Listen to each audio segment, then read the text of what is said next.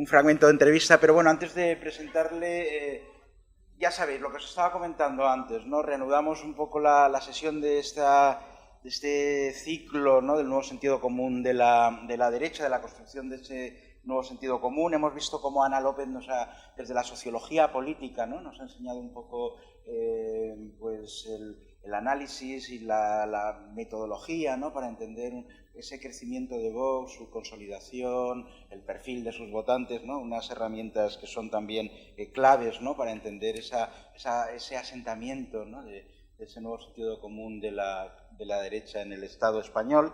Y ahora continuamos, como os decía también antes, con la intervención de Rodrigo Terrasa, que le agradecemos mucho que haya aceptado pues, nuestra invitación a compartir conocimientos y a trabajar un poco desde ese espacio desde la investigación periodística, ¿no? A compartir, ¿no? ese espacio de investigación periodística con nosotros, que en tanto que sociólogas, sociólogos, politólogos y politólogas tenemos, ¿no? Un espacio muy semejante dentro de la investigación sociológica, sobre todo en este caso en la dimensión más cualitativa, que es la dimensión pues, en la que estamos trabajando de la entrevista abierta.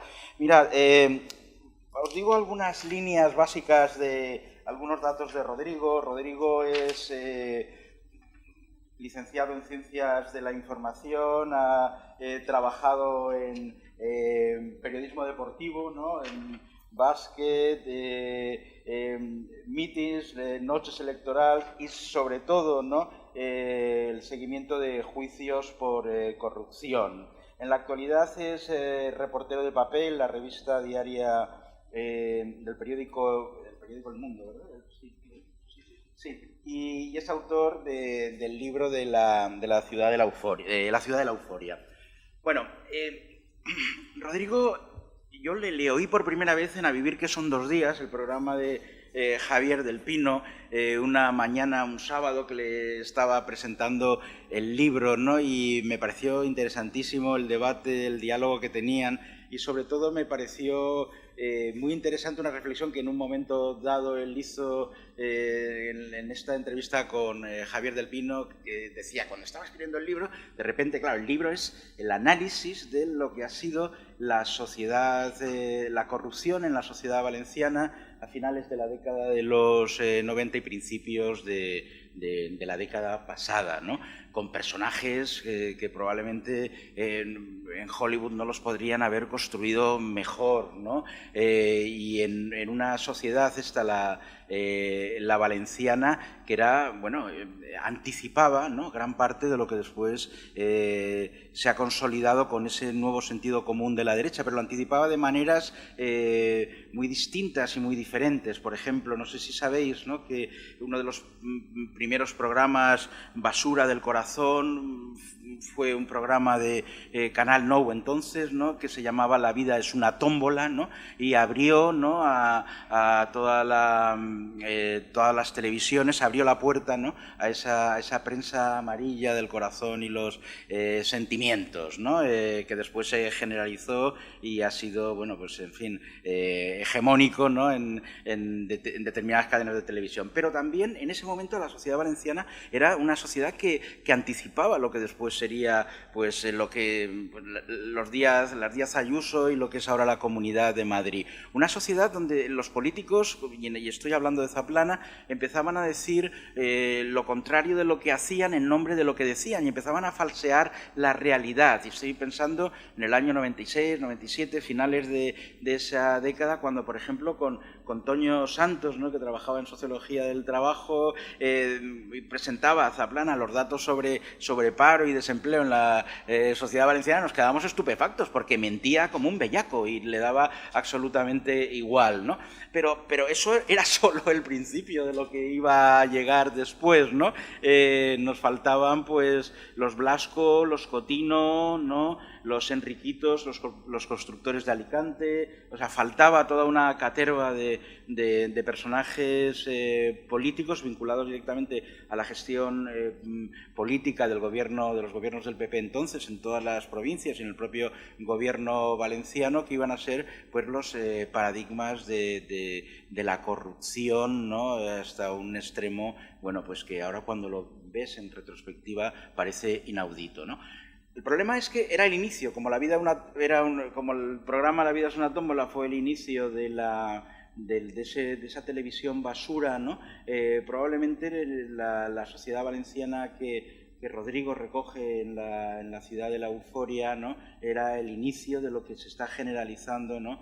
Como unas sociedades con un nuevo sentido común de la extrema derecha asumido, y donde la corrupción ya apenas pasa factura y donde se puede decir una cosa y la contraria sin coste. Y esto, como problema de investigación sociológica, realmente es una cosa realmente necesaria que nos pongamos a ello y que tratemos de entender en ese nuevo sentido común esas claves. Y para ello, ¿no? La herramienta... Rodrigo, en esa entrevista que os contaba de Javier del Pino, decía, no, yo acudí a los sociólogos a preguntarles qué pasaba, si había alguna especificidad en la sociedad valenciana que pudiese darme alguna clave para tratar de entender pues lo que estaba ocurriendo ahí, tratar de entender esa sociedad valenciana. Y ninguno fuimos capaces, ¿no? De dar alguna clave significativa para entender alguna pista, pero ninguna clave así significativa. En cambio, él en su libro, La ciudad de la euforia, sí nos da muchas pistas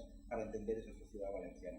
En clave propiamente sociológica, incluso en términos teóricos, hay algunas dimensiones del libro que se pueden aprovechar, pero sobre todo, y es lo que a mí me interesaba, y de ahí pues la invitación, y agradecerle de nuevo que la aceptara, en clave también metodológica, ¿no? Porque su herramienta de trabajo, ¿no?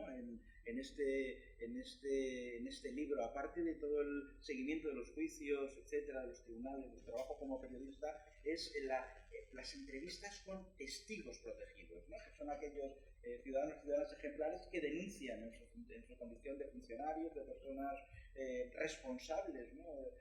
Con su trabajo, y responsables con la sociedad que les paga su trabajo, estos casos de corrupción, y cuyas consecuencias de esa denuncia, como nos contará ahora Rodrigo, pues fueron demoledoras para muchos de ellos, ¿no? Entonces, fijaos esta dimensión de la entrevista aplicada, ¿no? A personajes con esta especificidad de testigos protegidos, el tacto, la empatía, el saber hacer, la dificultad que tiene una entrevista de estas características. Y en ese sentido también le pedía a Rodrigo que nos introdujese también en esta dinámica. Bueno, simplemente estas cuestiones que quería un poco destacar, ¿no? Dentro de la presentación de Rodrigo, y le paso ya la palabra.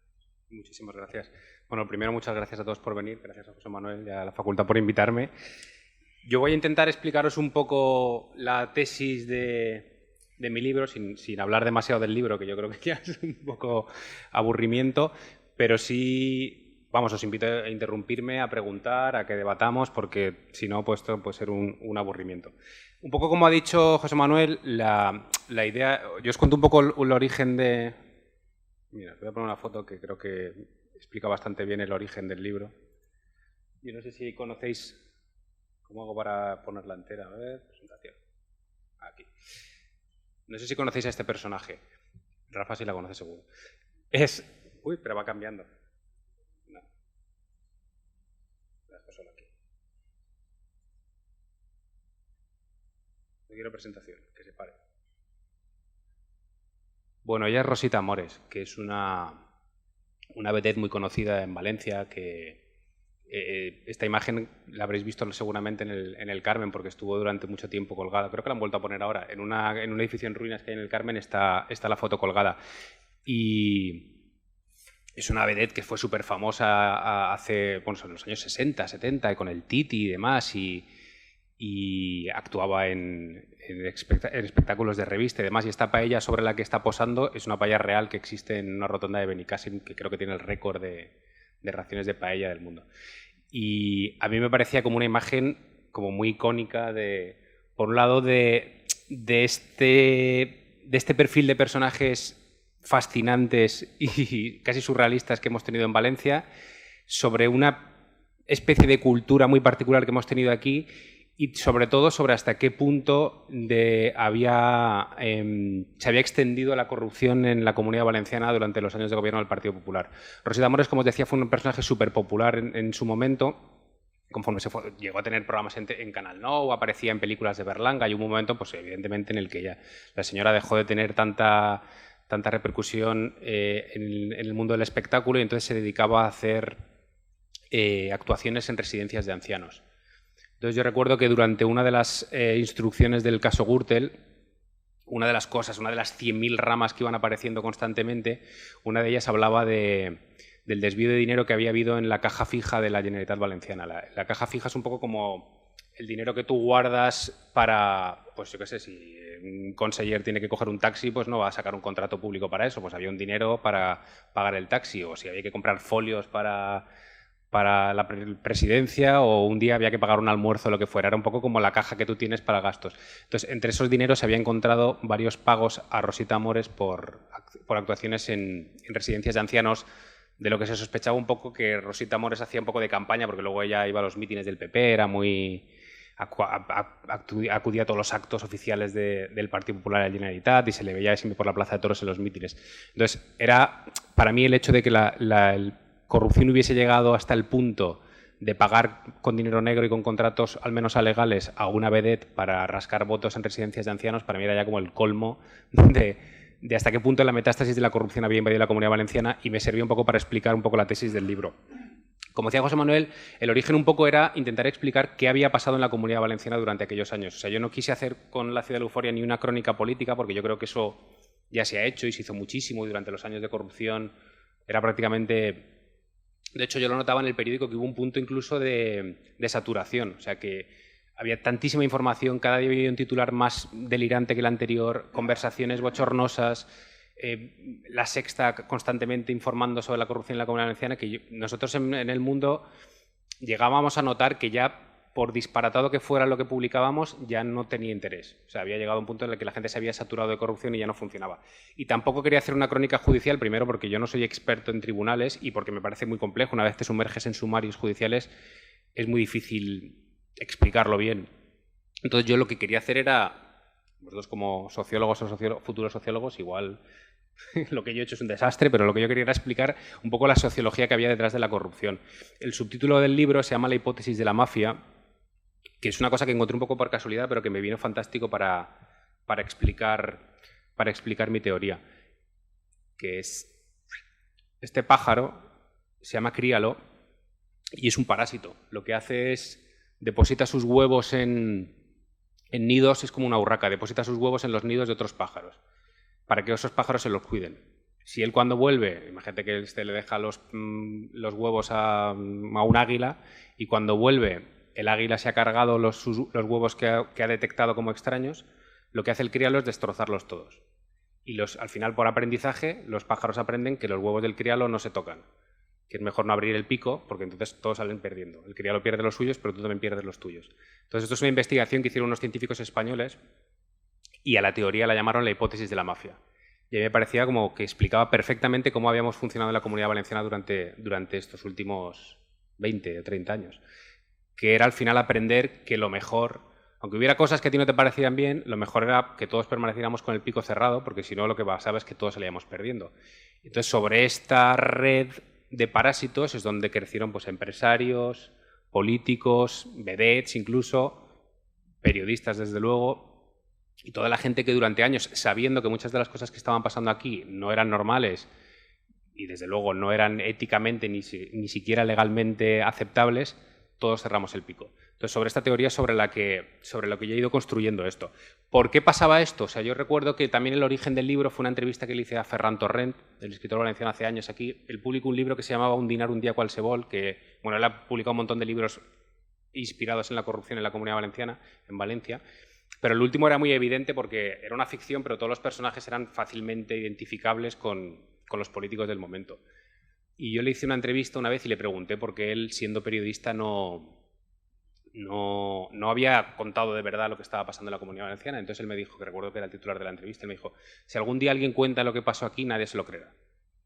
Y yo decía, pero es que esto no puede ser, que nunca contemos de verdad lo que ha pasado aquí porque va a parecer tan loco que nadie se lo creerá.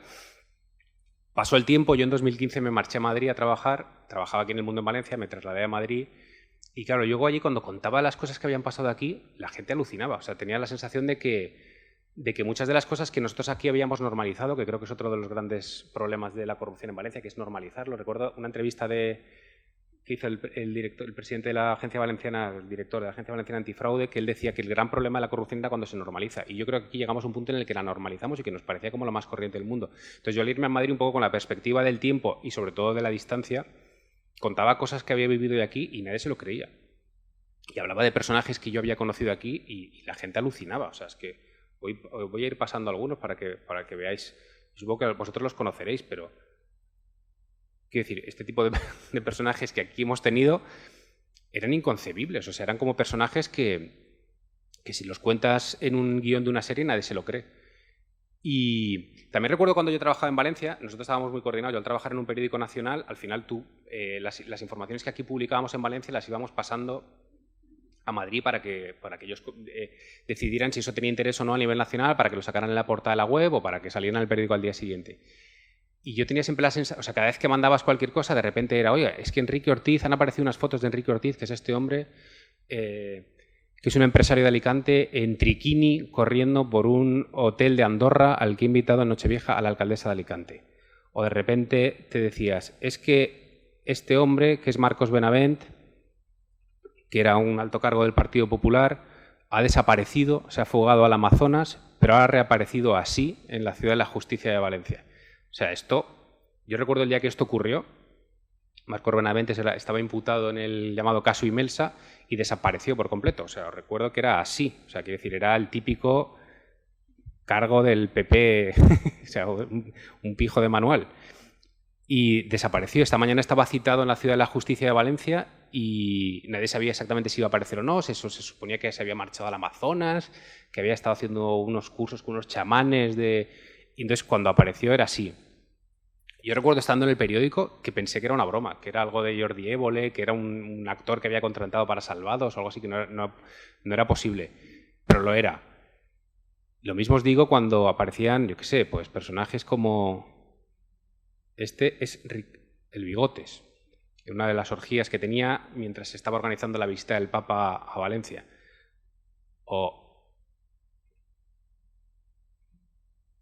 Este es el Bigotes.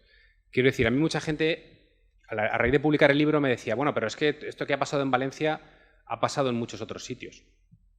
Y en parte es real, quiero decir, yo no creo que nosotros seamos una sociedad más corrupta que cualquier otra sociedad, ni que los valencianos seamos más idiotas que los ciudadanos de cualquier otro sitio.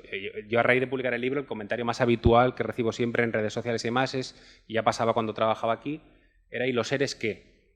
O sea, en plan, ¿de por qué me cuentas esto que ha pasado en Valencia y no contáis lo que ha pasado en Andalucía? Primero, yo no cuento lo que pasa en Andalucía porque no soy andaluz y porque no trabajé en Andalucía, pero estoy de acuerdo que a nivel de corrupción es tan deplorable el caso de los SERE como el caso Gürtel o el caso del 3% en Cataluña.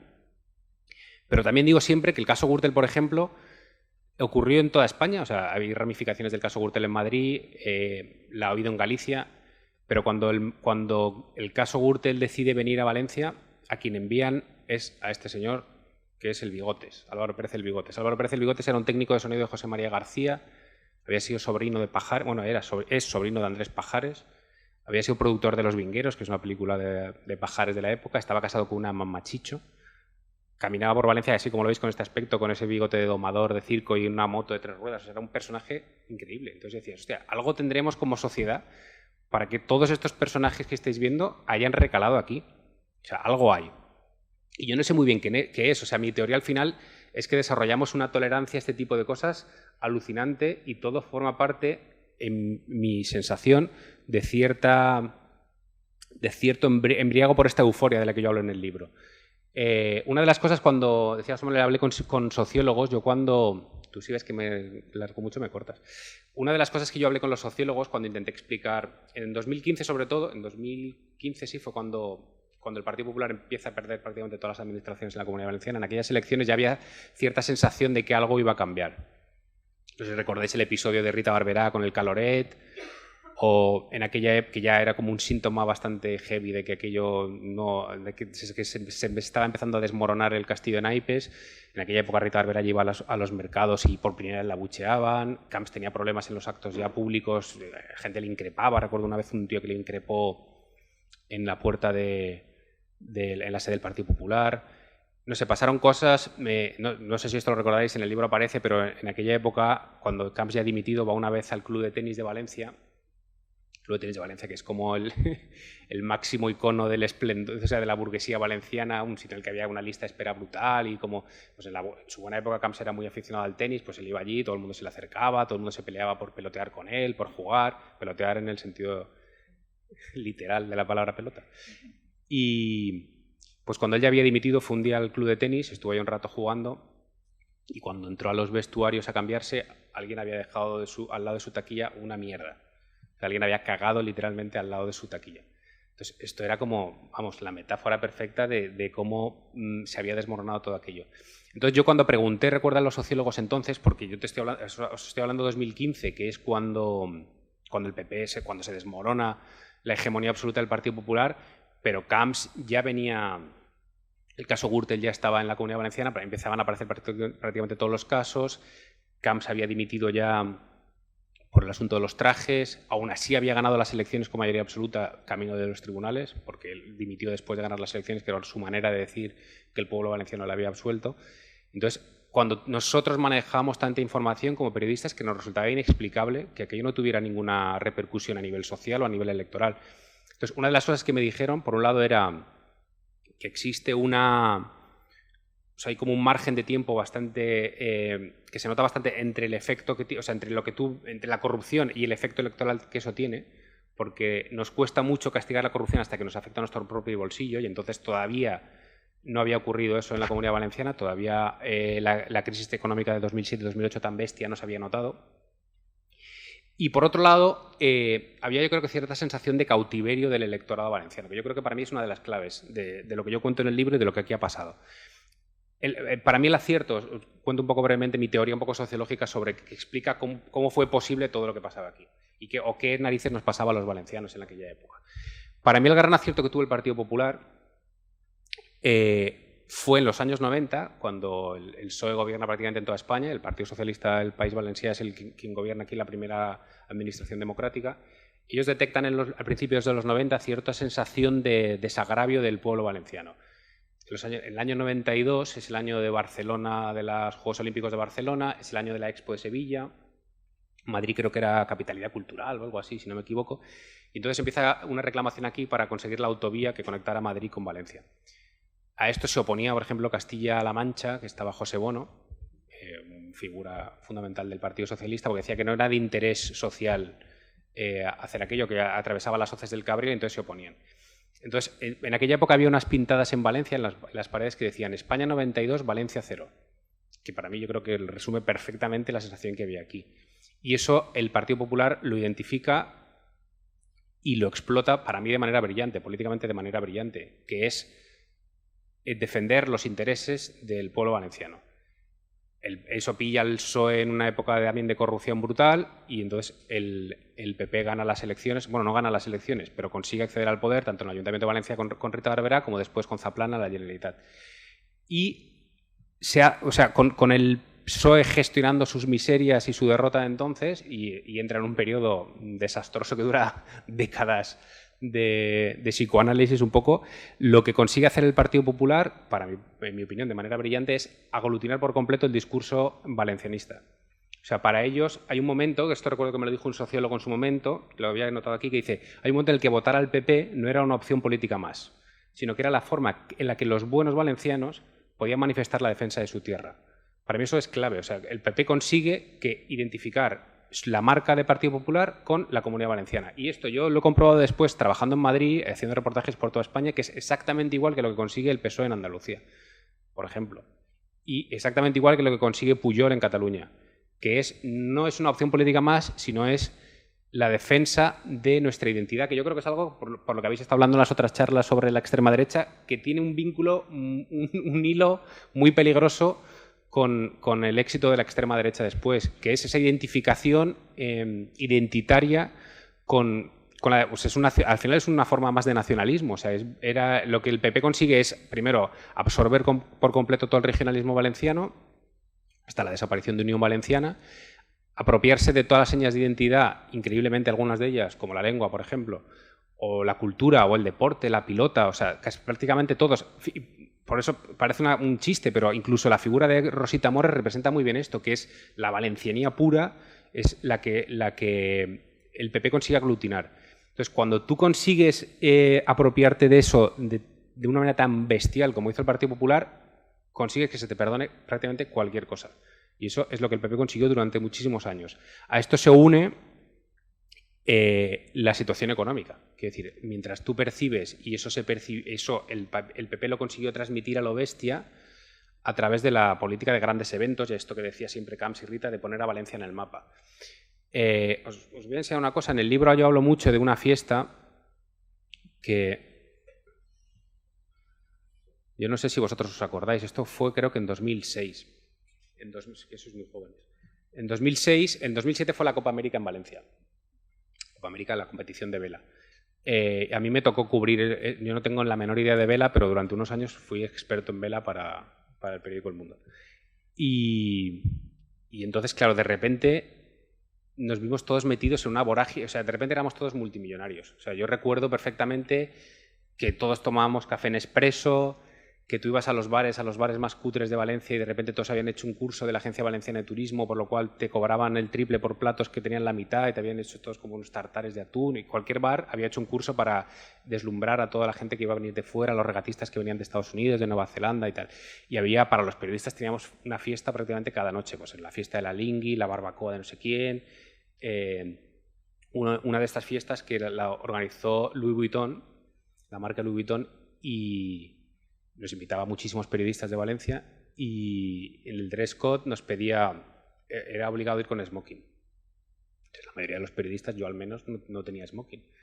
Entonces recuerdo que quedamos 4 o 5 periodistas, 4 o 5 periodistas de aquí de Valencia, quedamos una tarde para ir a alquilarnos un smoking. Y en Valencia se habían acabado. O sea, no quedaban, o sea, había tantísima gente invitada a este tipo de fiestas y tantísimas fiestas que los smokings se acabaron, que para mí era como una metáfora. Entonces lo que hicimos nosotros fue pillar un coche e irnos los 5 periodistas a Castellón, a una tienda de disfraces, a alquilar el smoking. Para mí era como, de hecho, fruto de la humillación, quité la foto que me hice con el smoking que me alquilé, cuando tenía pelo y smoking.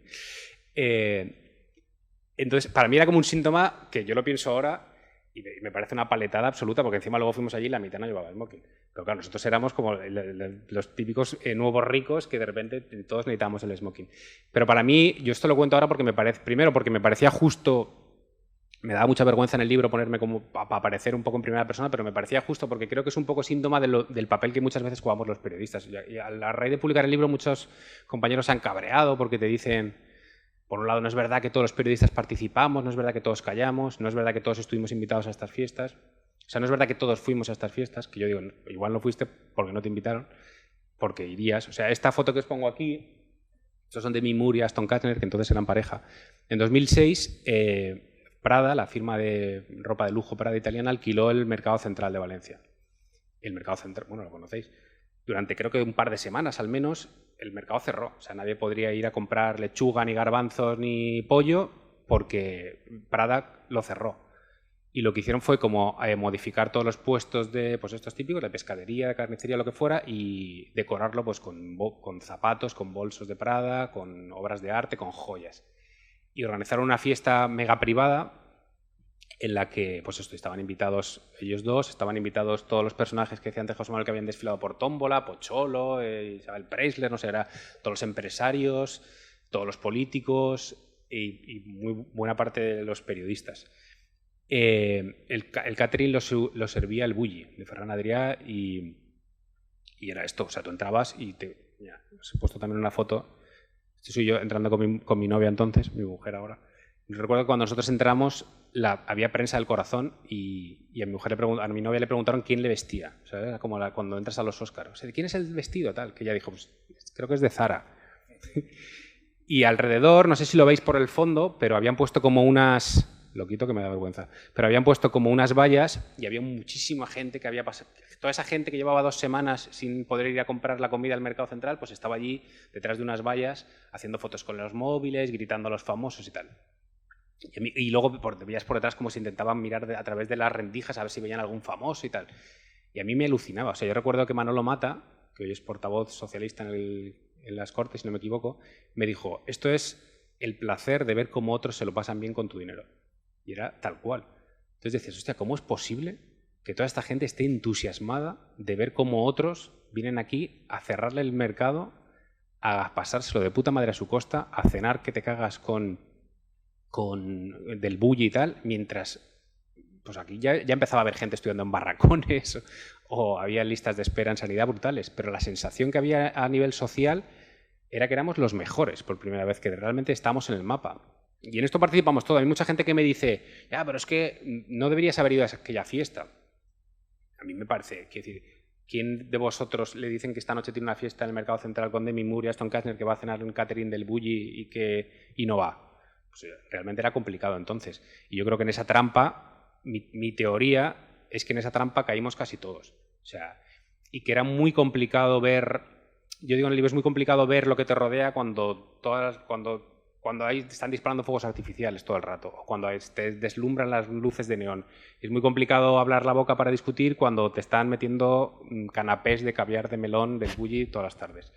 Entonces, la sensación, el relato un poco que construyó el Partido Popular fue ese, que era un constante disparo de fuegos artificiales y de luces de neón que te impidieran ver todo lo que había alrededor. Hay muchas metáforas que yo recojo en el libro que yo creo que lo explican bien. Cuando se empezó a caer el trencadís del Palau de les Arts de Valencia, de Calatrava, que llevaba no sé cuántos años cobrando sobresueldos y cobrando y acumulando retrasos en las obras, había justo enfrente un colegio que llegó a coger una pieza del trencadís y subastarla de manera simbólica para recoger dinero.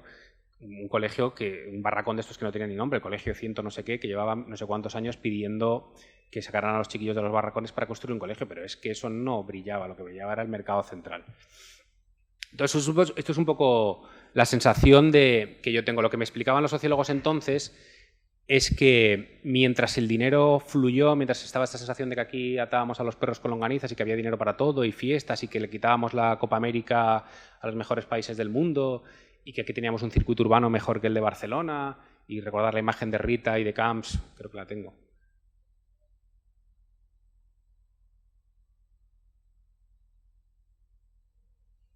De Rita y de Camps, pues esto, pilotando un Ferrari descapotable con Fernando Alonso. Aquí Bernie Ecclestone, que era el magnate de la Fórmula 1, llegó a decir que si Camps no ganaba las elecciones no habría Fórmula 1. Camps dijo en su momento que la Fórmula 1 no nos costaría ni un euro y evidentemente no fue así. Entonces existía toda esta sensación hasta tal punto de euforia y de desconexión de la sociedad que justo antes de la visita del Papa a Valencia hay un accidente de metro que conoceréis, mueren 43 personas, 57 heridos creo que es, y la respuesta del Partido Popular es silenciar de manera increíble el accidente, hacer ronda por todos los medios de comunicación para que eso se silenciara en la medida de lo posible, dar órdenes en Canal Nou para que no se modifique la programación prevista con la visita del Papa. Quiero decir, que en ningún momento pare la fiesta, y ni siquiera por un accidente de metro como aquel. Se hacen rondas los políticos por los tanatorios para ofrecer trabajos a las familias afectadas a cambio de que no denuncien, y lo consiguen. Quiero decir, yo insisto en que es verdad que hay gente, como la Asociación de Víctimas del Accidente de Metro, que luchó incansablemente para que se hiciera justicia. Es verdad que hubo periodistas, Laura Ballester, por ejemplo, en el diario Levante, que no descansó para publicar esto. Pero el hecho real es que durante meses y meses y meses y años la Asociación de Víctimas del Metro se reunía todos los días 3 en la Plaza de la Virgen y no iba nadie. O sea, no iba nadie de la sociedad valenciana, iban 4 gatos. Y no es hasta que se empieza a desmontar todo este tinglado, hasta que estalla la crisis económica, hasta que los medios de comunicación empezamos de verdad a publicar esto, hasta que se engancha Jordi Évole a nivel nacional y hace un reportaje que nos avergüenza a todos a nivel nacional, que se vuelve a llenar la Plaza del Metro, o sea, la Plaza de la Virgen. Entonces esto ocurre. Y ocurre básicamente cuando se acaba el dinero. O sea, mientras no sé si conocéis a Alfonso Rus. Alfonso Rus era presidente de la Diputación de Valencia y presidente del PP provincial. Hay una grabación suya muy famosa de los últimos tiempos, que es él, en su Alfonso Rus, que es, mira, también tengo foto, que es este. Alfonso Rus también tenía un Ferrari, que es este. Y él conducía el Ferrari sin el cinturón de seguridad porque él mide como 1,50 más o menos. Y decía que era tan bajito que se ahorcaba con el cinturón de seguridad, que prefería que le pusieran una multa que morir ahorcado. Entonces él empezó a ir durante mucho tiempo a los mítines del Partido Popular en el Ferrari. Hasta el punto que el partido le pidió que un poco por decencia que disimulara y que evitara ir a los actos del partido con el Ferrari. Entonces, ¿qué hizo él? Él subió una vez a un mítin y dijo: me han pedido que no venga con el Ferrari, pero yo os digo que si vosotros me votáis, todos tendréis un Ferrari como yo. Esto era la respuesta. O sea, este era el nivel del discurso político que había entonces. También les prometió a los vecinos de Játiva que si él ganaba, llevaría la playa a Játiva. Y la gente le votaba. Y la gente le votaba y los periodistas le reíamos las gracias. Y había una sensación, yo recuerdo que una vez me dijo Ferran Torrent que había esta sensación en Valencia primero, qué tío más gran, qué tío más grande, Rus y tal, y un poco la sensación de que cualquiera en su lugar haría lo mismo que hacía él. Entonces, este reírle las gracias, que yo creo que ha ocurrido con él, ha ocurrido con Enrique Ortiz, un poco con las fotos estas que os he enseñado, esta sensación de reírle las gracias a los malos de la historia, yo creo que ha funcionado durante mucho tiempo. Les decía que una de las conversaciones que salió a raíz del caso Taula era él contando billetes, no sé si habéis oído el vídeo este típico de 1.000, 2.000, 3.000, tal, no sé cuántos millones de peles. Esto cuando salió, la sensación era de hostia, este tío, qué tío más grande. Pero claro, en el momento en el que estalla la megacrisis económica de 2008, acaba llegando a los bolsillos de la gente, pues eso, a partir de 2011, 2012, se va a tomar por saco todo el boom de la construcción, la gente se empieza a ir al paro y empiezas a abrir la nevera y a no tener nada y pones la tele y oyes a este tío contando billetes, pues entonces toda la gracia que te hacía antes yo creo que se empieza a desmoronar y ahí empieza el principio del fin del Partido Popular en la Comunidad Valenciana, creo, al menos de ese principio. Y entonces yo creo que ahí es donde se desmorona todo. Hasta entonces nada de esto funciona. Entonces, yo cuando hice el libro, mi idea era construir un poco lo que había ocurrido en la Comunidad Valenciana a través de los 13 casos más gordos que había habido y a través de los personajes. Yo quería que el libro fuera divertido de leer, pues contar estas cosas que os cuento de Rus, contar cómo eran las nocheviejas en las que Enrique Ortiz aparece en triquini corriendo por los pasillos de un hotel, cómo eran las reuniones en los yates de Alicante donde se pactaban los amaños urbanísticos, cómo era un poco la historia esta de Benavent, que desaparece y aparece convertido en un chamán del Amazonas.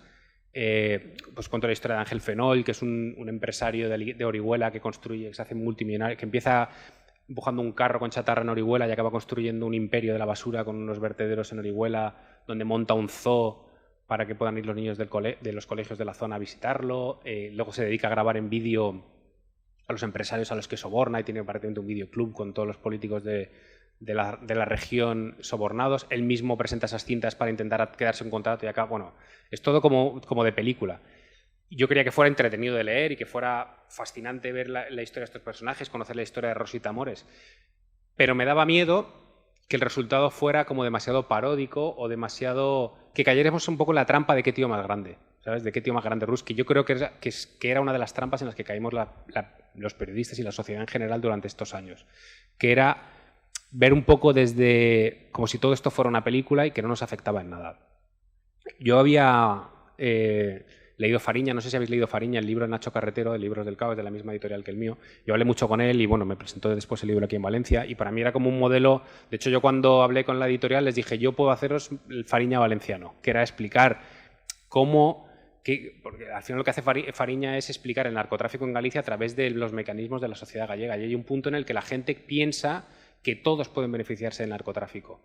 De repente empieza a fluir el dinero, todos son ricos, todos tienen negocio y da igual el origen, da igual que el problema de fondo sea el narcotráfico o la droga. Eso tarda mucho en percibirse a nivel de sociedad. No sé si ha venido aquí a Valencia, pero si tenéis la oportunidad, él ha hecho una adaptación ahora de su libro en una obra de teatro. Se llama Fariña también. Si viene, id a verla porque está muy bien. Yo, mientras estaba acabando el libro, fui a verla en Madrid.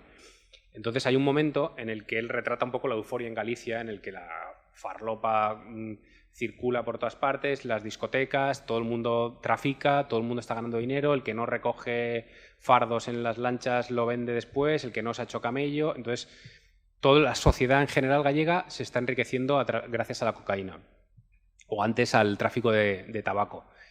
Y él en la obra de teatro es muy bestia, os hago un pequeño spoiler, pero hay un momento en el que está como es esto, hay un personaje que es la cocaína, que es la Fariña, y está en una discoteca como desatado, y de repente eso para en seco y aparece una de las madres de los chavales que murieron pues por una sobredosis en Galicia.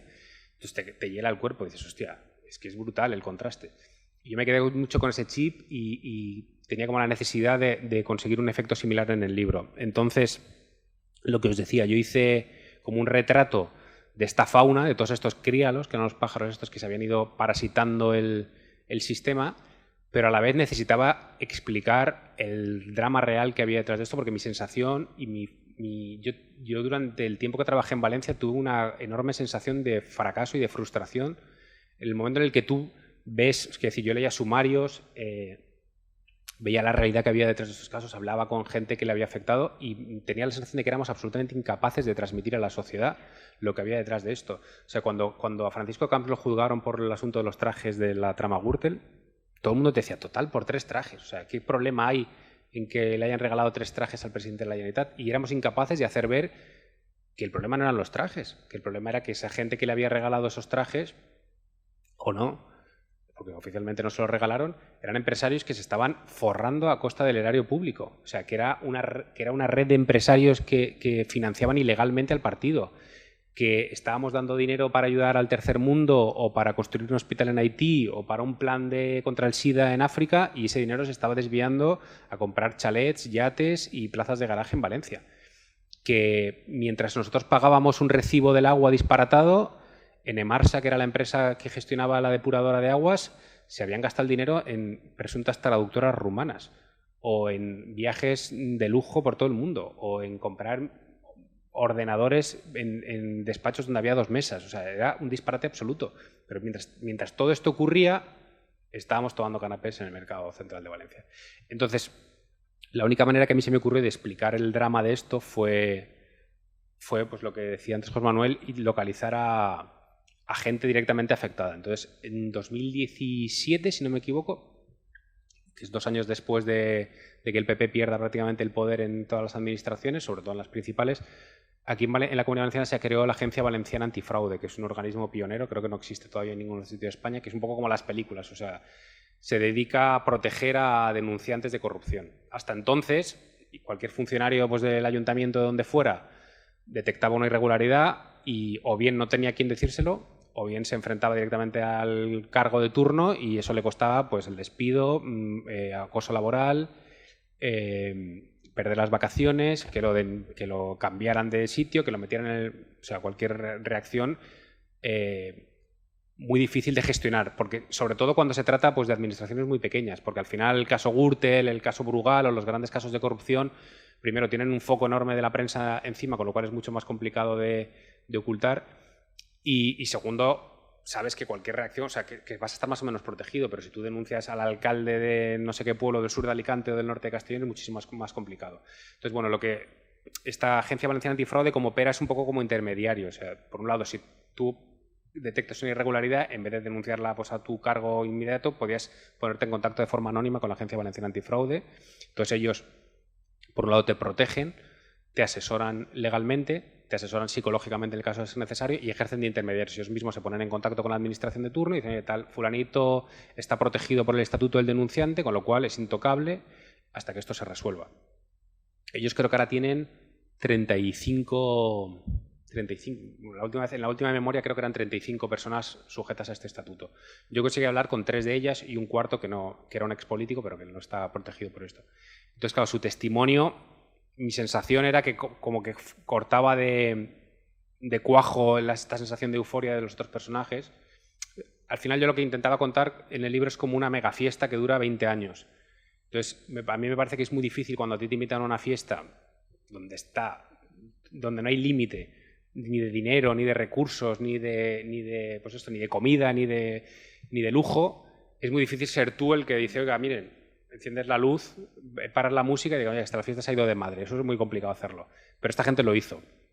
Entonces yo os quería poner Yo lo que hice, ahora os explico un poco cómo fue el mecanismo, pero os quería poner, para que os hagáis una idea un poco del relato, un corte, uno de los audios que grabé con uno de... Yo entrevisté durante muchísimas horas a los testigos, a 3 de estos testigos protegidos, y ellos te cuentan un poco la sensación, la sensación a la que se han enfrentado después de denunciar. Hay uno de ellos, que es el audio que os voy a poner, que él era policía local en un pueblo. Y entonces él en la metáfora, os la explico un poco antes de ponerla, pero él lo que explica es la sensación que él tuvo. Él era policía local, él se enfrentó era consciente de irregularidades en un ayuntamiento, pues en el que el alcalde era cuñado del jefe de policía, a su vez estaba hermano del concejal de urbanismo, y cuando él se enfrenta, intenta destapar todo eso, pues lo acaban expulsando. Él contaba, por ejemplo, que pide cambio de plaza, pero entonces le boicotean, le quitan las vacaciones, salía por las mañanas a correr y entonces iba un coche patrulla detrás de él por megafonía descojonándose de él.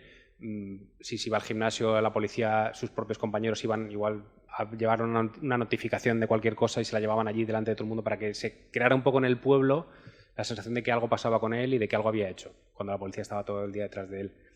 Le aparecen en su casa, le dejan una bala en la puerta de su casa, su mujer acaba en tratamiento psiquiátrico, sufre un aborto. El tío decía que él me dijo una vez, no me explico cómo no he salido un día con la pistola y la he liado. Porque, de hecho, él hasta hace poco ha estado denunciando, ha estado en proceso para intentar cambiar de plaza. Bueno, él se enfrenta a un infierno absoluto. Y lo que él cuenta aquí en este corte que os voy a poner, no sé si se oirá bien, él hace una metáfora con la situación con la que él encara la defensa de la corrupción con cuando a él le llaman para acudir a un tiroteo. Si queréis lo escuchamos y luego lo comentamos. Pero yo esto lo he puesto en un símil cuando me llaman de un tiroteo.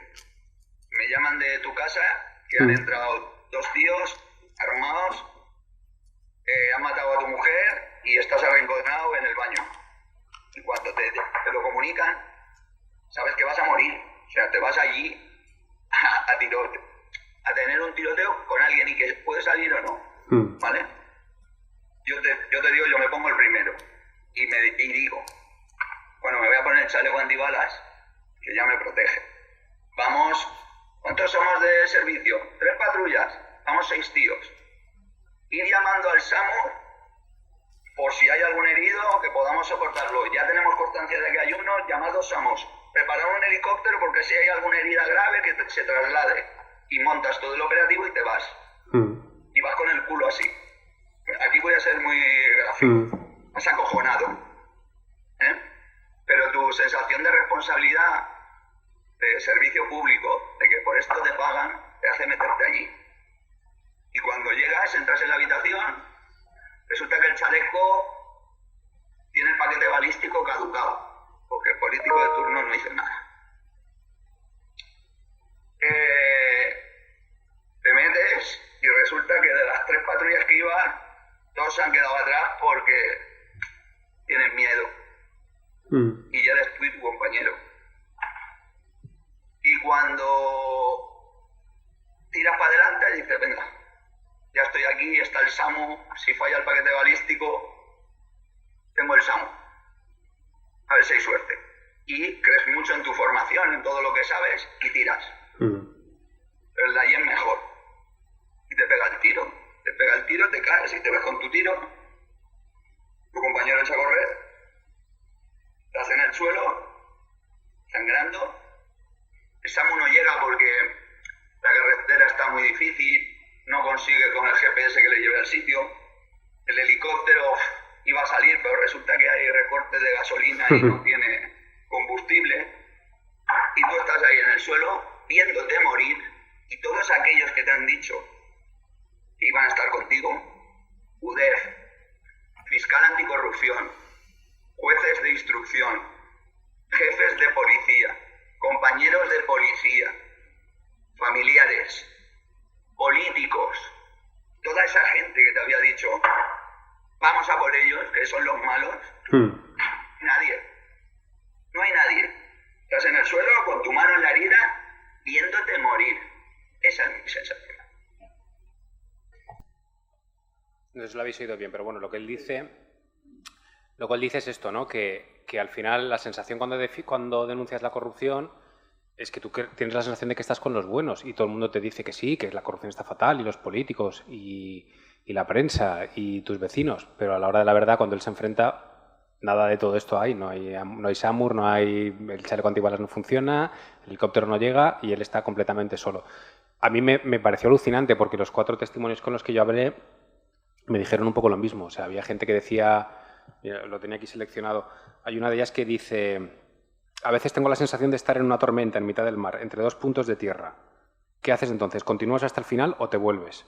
Dice: oh, claro que voy a continuar, por mí misma, por mi dignidad y porque sé que no he hecho nada malo. Sé que ya no me voy a chantar, pero espero que esto se cierre algún día.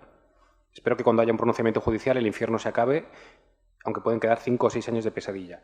He vivido los peores años de mi vida. ¿Tú crees que si volviera a conocer otro caso de corrupción me animaría a denunciar de nuevo? Tengo 2 cosas muy claras, que voy a acabar con esto y que nunca más lo volvería a hacer.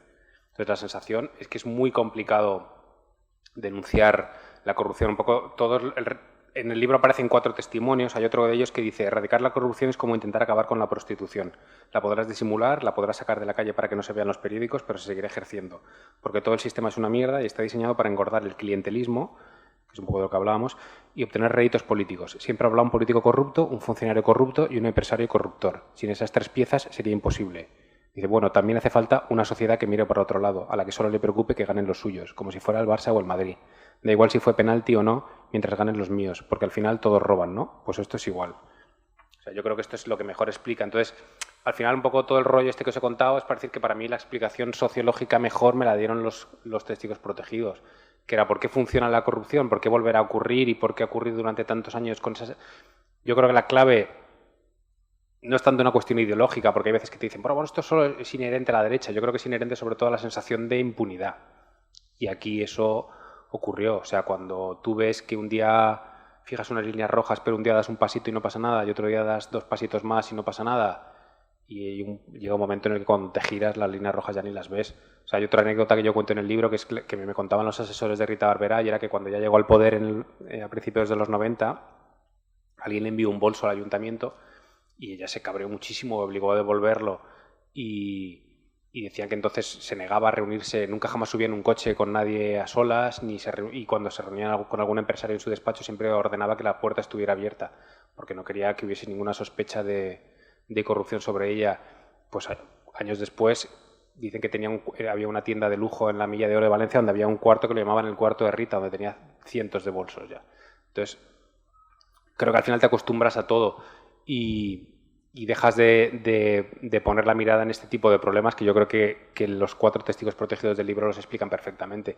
Y luego, por explicaros un poco el proceso, desde luego fue la parte más complicada del libro. Yo el resto lo tenía muy trabajado porque tenía muchísimos sumarios. O sea, yo al final he intentado construir la historia de cada caso a través de los sumarios para que tuviese mucho fondo periodístico y documental el libro, y sobre todo pues haber hablado durante mucho tiempo con gente del entorno de cada uno para intentar definir de la manera más entretenida y literaria posible a todos los personajes que van apareciendo. Pero conseguir por un lado la confianza de la Agencia Valenciana Antifraude, a la que yo le agradezco enormemente todas las facilidades que me dieron, y después convencer a los testigos fue complicado.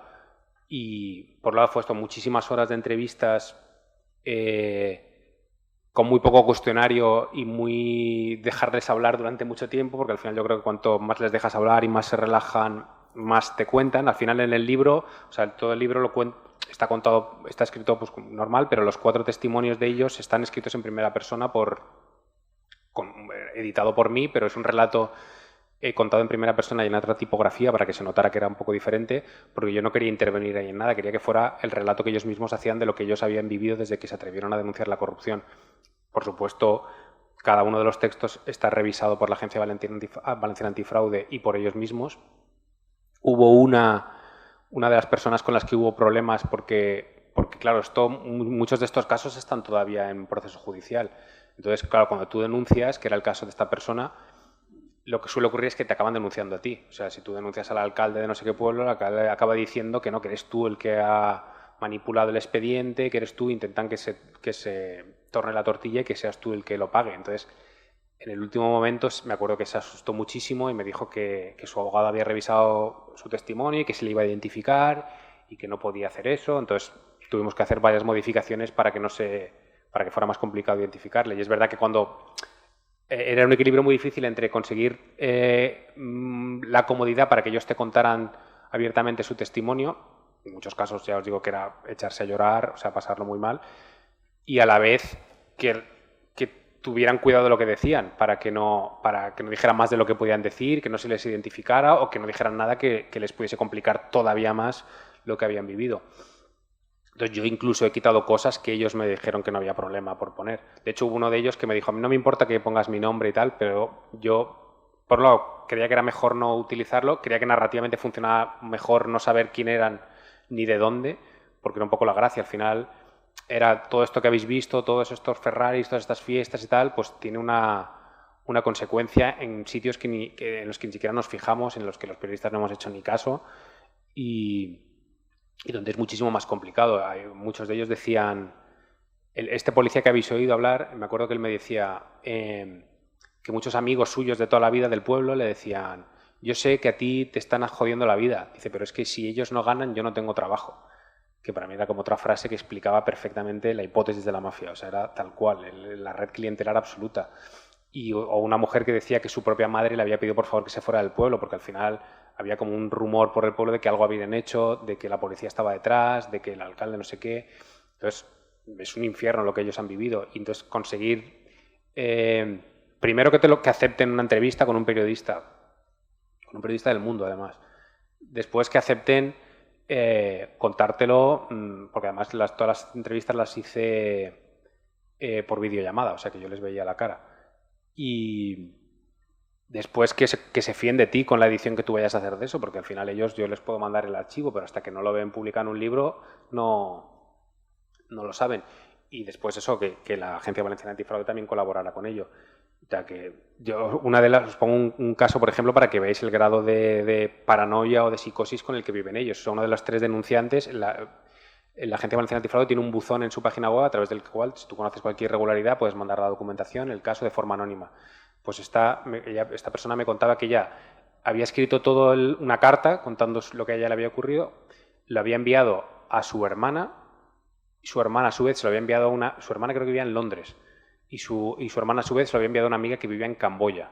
Y desde Camboya hicieron la solicitud a la Agencia Valenciana Antifraude porque ella estaba aterrorizada de pensar que alguien pudiese a través de su IP o si de no sé dónde descubrirla. Al día después el alcalde le dijo, nos han denunciado y tal y tenemos que pillar quién ha sido. Y pensaba, pues como te vas a tener que ir a Camboya para averiguarlo porque pues sabía que era ella perfectamente. Entonces, bueno, esto es un poco... No me enrollo más, pero bueno, esto es un poco la historia. Rodrigo, muchas gracias. Nada. Muchas gracias.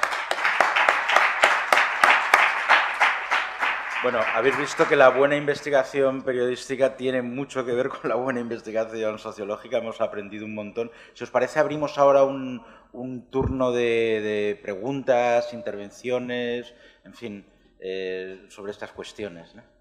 Voy a poner esto para que os inspiréis. Sí. Muy bien, con Rosita Morris.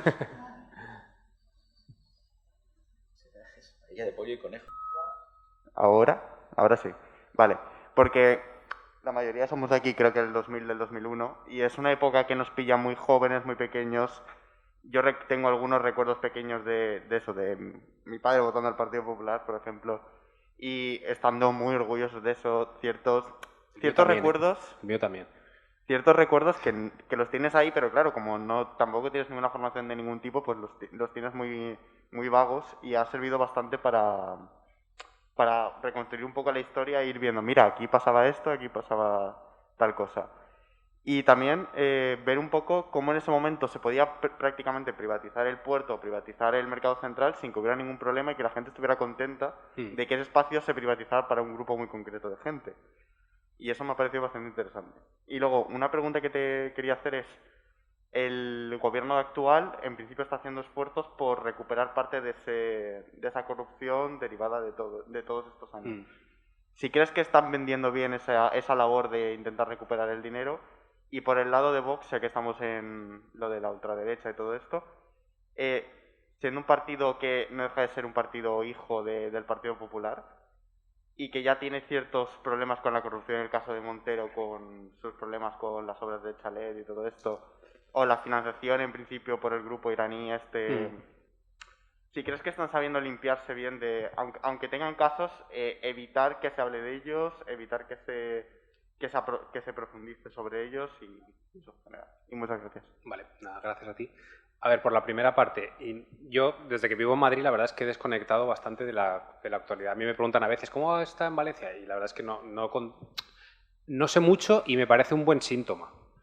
Quiero decir, yo durante años abríamos el periódico a nivel nacional constantemente y cada día por algo más escandaloso. Entonces yo hay veces que hablo con amigos de aquí y me dicen, es que el carril bici, es que Grechi y tal, o es que yo qué sé, es que hay muchas horas en valenciano y yo digo, hostia, benditas polémicas. Quiero decir, ya si estés a favor o en contra, te puedes cagar en Grechi, en el carril bici o pensar que toda la educación tiene que ser en castellano me parece fantástico. Pero ojalá el debate siempre fuera ese. O sea, yo creo que lo que ha conseguido el nuevo gobierno es que se hable de política y que se discuta de urbanismo, de educación, de movilidad. Es que de esto no se hablaba nada durante los últimos años. Es que no existía. Existían fiestas y eventos. O, por ejemplo, que la Copa América... El otro día me pareció ir a Chimo Puig que decía que por fin, bueno, pues que había críticas como que si la Copa América se hubiese ido a Barcelona y él hablaba de la planta esta, no sé muy bien qué es el acuerdo al que han llegado ahora hace poco, pero que me parece sano que haya cambiado el debate. Y también tengo la sensación, por lo que os decía antes de la impunidad, a mí me dice, pero esto volverá a pasar. Yo creo que puede volver a pasar y no necesariamente porque vuelva al Partido Popular, que seguramente volverá en algún momento a gobernar la Comunidad Valenciana. Y yo celebro el fin de las mayorías absolutas. O sea, mi teoría un poco que os decía antes es que todo está muy vinculado a esta sensación de impunidad y entonces creo que es mucho más complicada la impunidad cuando no gobiernas solo. Entonces, que aquí haya un gobierno de coalición de varios partidos o lo mismo ocurrirá en Andalucía o donde sea, creo que es sano y que hace mucho más complicado. Y también creo que ha cambiado bastante el papel de los medios de comunicación. O sea, al final no somos tan dependientes de la administración y eso también me parece bastante sano y el hecho de que haya tantas plataformas y tantos medios distintos hace muy difícil. O sea, a mí me cuesta creer, por ejemplo, que si hoy pasase lo del accidente de metro funcionara también la estrategia del silencio que diseñó el Partido Popular. Creo que hoy sería muchísimo más complicado. Entonces eso por un lado. Tengo la sensación de que no sé si han vendido bien desde aquí la lucha contra la corrupción, pero al menos sí han vendido bien una forma distinta de hacer política a la que había entonces. Y respecto a Vox, yo creo que si no... O sea, no me atrevería a decir que tendrán casos de corrupción, porque, vamos, yo siento el mayor desprecio posible por Vox, pero no sé cuánto se les puede acusar de corrupción. Pero también digo que es que no gobiernan en ningún sitio. Entonces, espera que manejen presupuestos y entonces hablaremos. Esto suele ocurrir.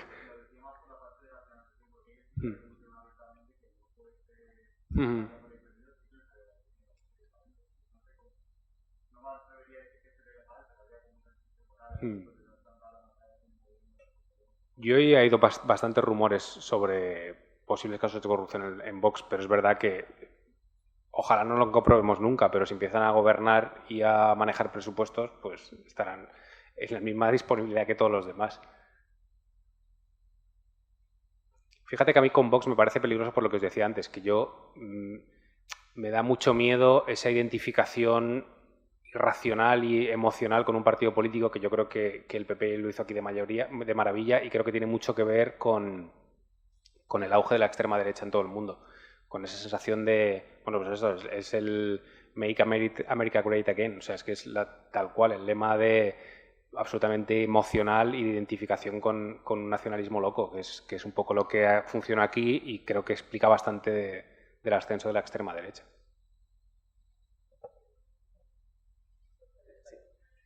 Yo creo que uno de los problemas principales que tenemos, pues no sé, pues a nivel sociedad, ¿no? Por ejemplo, el otro día estaba en el curro y estaban, pues, 3 personas, tendrían unos 40, 50, 60 años. Y de los discursos que más he ido escuchando a lo largo de pues mi corta vida hasta el momento, es que quien se mete en política es para hacer dinero. Mientras ese discurso siga calando, la gente, los chavales jóvenes, por ejemplo, yo hablo con mis amigos y hay gente que todavía te sigue comprando eso. O el discurso de, no, tú cuando estás ahí, el poder te corrompe. Ese discurso va calando, va calando, va calando y cada vez es más bestia.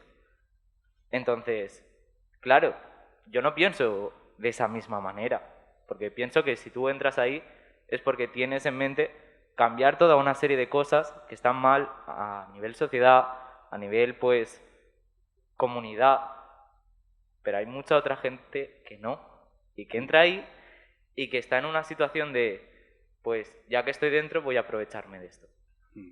Es un discurso muy peligroso y que pensamos que está muy alejado, pero es el campo de cultivo con el que se está criando mucha gente Tal cual. antes de entrar en política. Hay una frase en el que yo incluyo en el libro que dijo Marcos Benavent, el que apareció convertido en náufrago del Amazonas, que él decía, el poder provoca corrupción y el poder absoluto provoca corrupción absoluta. Entonces es tal cual. Pero sí, o sea, yo creo que en eso hay parte de culpa de los propios políticos, parte de culpa de los medios de comunicación y mucha parte de culpa también de la sociedad que no castiga suficientemente las conductas. Al final es un poco lo que decía el último testimonio del último de los testigos protegidos, ¿no? Al final siempre hay un político corrupto, un funcionario corrupto, un empresario corruptor y una sociedad que mira para otro lado. O sea, si como sociedad castigásemos más la corrupción, no habría tanta corrupción, es que es evidente. Y no habría esta sensación de que hay políticos. Es que hay muchísimos de estos que dicen tal cual lo que tú dices. O sea, el que fue gerente de Marsa era un enfermero al que ofrecieron entrar en política y al que le ofrecieron, en vez de cobrar pues 1.500 euros al mes que cobraba como enfermero, cobrar 8.000. Entonces, es muy difícil decir que no. Y todos entran. Él contaba siempre que él entró y escandalizado de las prácticas que había, pero llega un momento en el que acabas formando parte del juego y decía cuanta más gente se iba enterando en la empresa de lo que estábamos haciendo, porque esto lo confesó él, más sobres teníamos que repartir entre todos, porque al final era repartir las ganancias entre todos para que todos al final cerraran el pico. Entonces, pero sí, yo al final lo que creo que hay un problema de educación de fondo, o sea, de entender la política como otra cosa, de ponerla en valor, pero luego hay discursos súper populistas de estos de cuánto cobra el presidente del gobierno, que cobra una miseria, o el otro día decían que el gobierno se está forrando con los impuestos. O sea, hay como unas nociones básicas de democracia de las que yo creo que flaqueamos en general como sociedad española, pero sí tienes toda la razón del mundo.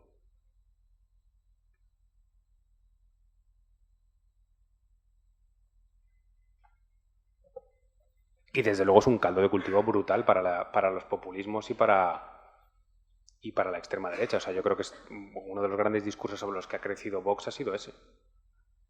Sí. Hola. Hola. ¿Se escucha? Nada, bueno, muchas gracias por la charla. Nada, yo quería preguntarte básicamente por la cuestión del fenómeno mafioso, ¿no? Digamos, de tejer redes entre lo político, lo económico y tal, que es un fenómeno que ha sucedido en muchas ocasiones en el pasado y que va a seguir sucediendo con variantes. Pero quería preguntarte, digamos, cuáles, a partir de tu investigación, cuáles son las particularidades que has encontrado del fenómeno valenciano. Sobre todo también por el hecho de que ahora estés trabajando en Madrid y que quizá veas a la sociedad valenciana con esa distancia, con esa contraposición. ¿Qué ves, digamos, que sea particular de este caso, ¿no? Más allá de, o algunas cosas que puedo pensar, puede ser la exageración, quizá, una de esas particularidades del caso valenciano, pero eso, preguntarte un poco por esa particularidad. No lo sé. Te juro que es la cosa que me preguntan un montón de veces y que yo mismo me he preguntado muchas veces. A mí me parece, o sea, no sé cuál es la explicación cultural o sociológica a los personajes que aquí hemos tenido. O sea, me parecen increíbles. Yo creo que tiene que haber un componente fallero, esto se cabrean los falleros si lo digo, pero un componente fallero, porque creo que lo hay, de ese tipo de personajes. O sea, yo no concibo a alguien como el Bigotes, como Enrique Ortiz, como Marcos Benavent, como esta gente en otros sitios. O sea, yo no sé si es el clima, es la cultura, esta sensación de fiesta y de un poco de caricatura divertida que tenemos aquí los valencianos, pero algo de esto tiene que haber. Eso por un lado. Y por otro, o sea, yo creo que la explicación sociológica tiene que ver con lo que os decía antes de cierto complejo, que eso también cabrea mucho, pero yo creo que es así. O sea, yo creo que la sociedad, los valencianos en general, tenemos cierto síndrome del hermano mediano. O sea, no somos ni tan grandes como Madrid y Barcelona, pero nosotros creemos que sí. ni tan pequeños como alguien que necesita una protección. Entonces quedas como un poco en tierra de nadie y esto se ha visto perfectamente con el eterno debate sobre la financiación autonómica. Quiero decir, al final, gobierne quien gobierne, la Comunidad Valenciana no consigue nunca la financiación ajustada a lo que merece, que yo creo que es algo que el Partido Popular justamente también explotó muy bien. Entonces, esa sensación un poco de complejo de inferioridad con respecto a Madrid y Barcelona, que si soy futboleros, yo que no soy del Valencia, pero vamos, la afición del Valencia representa a la perfección, que es creerte tan grande como los más grandes, que para muchas cosas es fantástico, pero para otras te das cuenta al final de que no, o sea, te provoca frustración. Entonces esa frustración, cuando a ti te dicen es que sí somos los mejores, es que sí Valencia está en el mapa, es que fíjate qué Copa América más bestia hemos hecho, es que sí tenemos más edificios de Calatrava que nadie, es que nuestro circuito urbano es de puta madre, es que si aquí tenemos esto, en Alicante vamos a tener la vuelta al mundo, y es que Castellón vamos a tener un aeropuerto que vamos a poder pasear por él. O sea, hay un momento en el que o sea, el título del libro, La ciudad de la euforia, es un proyecto que Camps llegó a anunciar. En su primera campaña electoral, su primer programa electoral, había un proyecto que era La ciudad de la euforia, que era en Sagunto se iba a hacer en principio un complejo de cine, creo que era algo así, con unos estudios de cine. Pero entonces Alicante se quejó porque en Alicante no había nada. Entonces lo que hicieron fue trasladar ese proyecto a Alicante, que se llamó La Ciudad de la Luz, que es donde están los estudios de cine. Entonces Sagunto dijo, ¿y mi proyecto? Y entonces Camps dijo, pues pensaremos otro. Y entonces se les ocurrió una cosa que se llamaba La Ciudad de la Euforia, que era como un centro de inspiración con musas y baños termales, una cosa así, un delirio. Mira, solo encontré en su momento un artículo del País que hablaba de ello, que decía... Dice, es un espacio idílico en el que se suministre sin tasa ni recato Viagra y alucinógenos, algo así como un cielo laico y terrenal, sin clases sociales ni fisco que te ladre. Esto decía un columnista que era un poco una parodia sobre lo que era aquello, pero era un disparate. Si lo buscáis, creo que el Temps publicó un artículo que lo explicaba y era alucinante. Entonces esto, afortunadamente, nunca se hizo. Y a mí me hacía mucha gracia porque era, hostia, como el proyecto, una de las pocas locuras que planteó el Partido Popular nunca se hizo y para mí era como, al final, el proyecto que mejor explicaba lo que veía pasando en la Comunidad Valenciana durante todos aquellos tiempos.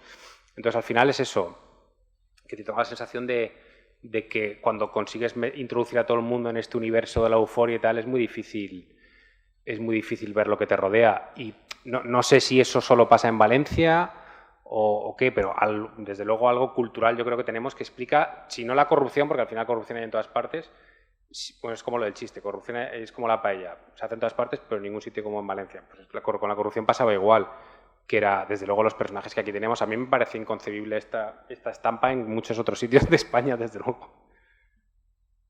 Pero eso es trabajo vuestro, tenéis que decidir por qué ocurre esto aquí y en otros sitios, ¿no? Sí. Bueno, yo lo primero, que me ha encantado. Estoy de acuerdo con lo que ha dicho antes mi compañero sobre que a esto creo que a todos nos pilló muy jóvenes y que no éramos del todo conscientes, bueno, no éramos nada conscientes de lo que estaba ocurriendo. Y me parece muy interesante cómo también les pasó a nuestros padres, tampoco eran conscientes de lo que ocurría, pese a la diferencia de edad, y ahora como que nosotros somos conscientes porque nos lo están explicando y ellos son conscientes porque lo han vivido. Y bueno, mi pregunta realmente tenía más que ver sobre la parte de las entrevistas que les hiciste a las personas que habían denunciado los fraudes, sobre cómo conseguiste que confiaran en ti pese al obvio trauma que tenían y cómo te ganaste su confianza para que te contaran todo eso, básicamente. Mira, primero, por lo primero que decías, yo cuando planteé hacer el libro a la editorial, primero pensé que igual no tenía ni para hacer... Yo pensé, es que igual no me da para hacer un libro. O sea, yo fue como, dije, dejadme que él pruebe y vemos. Por un lado pensé que no me daría ni para hacer 100 páginas. Y por otro, me acuerdo que ellos me dijeron, pero ¿tú crees que podemos hacer un relato, ¿sabes? Con un principio, un nudo y un desenlace? Y dije, no, porque caí un poco en la trampa del PP, que les dije, es que son casos aislados. O sea, digo, no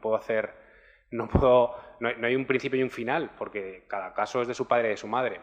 Y entonces, yo mismo que llevaba 15 años trabajando en el mundo en Valencia, que me había chupado todos estos casos, que cubrí el juicio de Camps y tal, yo aluciné.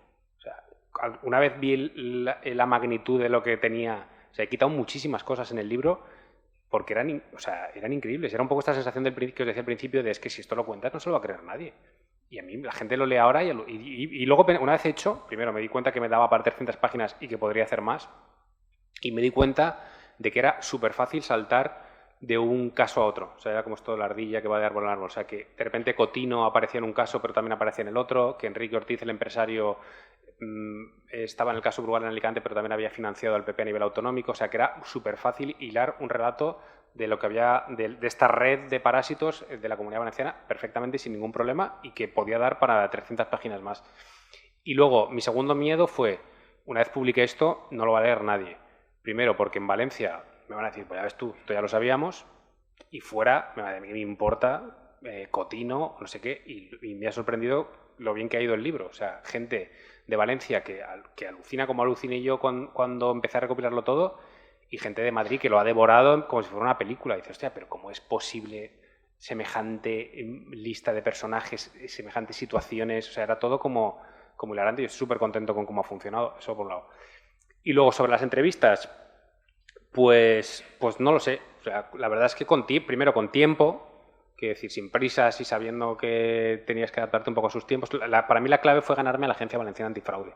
Yo lo que hice fue contactar con ellos, hablé con Teresa Clemente, creo que es Teresa Clemente, que además había trabajado en el departamento de Rafael Blasco y ella había sido una de las denunciantes del caso Blasco. El caso Blasco, no sé si lo conocéis, pero bueno, el caso Cooperación, ellos, básicamente Rafael Blasco, que había sido conseller, que Rafael Blasco fue conseller con el Partido Socialista, después pasó al Partido Popular, ha sido conseller de más carteras que nadie en la historia de la Comunidad Valenciana y acabó en la cárcel por desviar las ayudas del tercer mundo a compra de yates, pisos y demás en Valencia.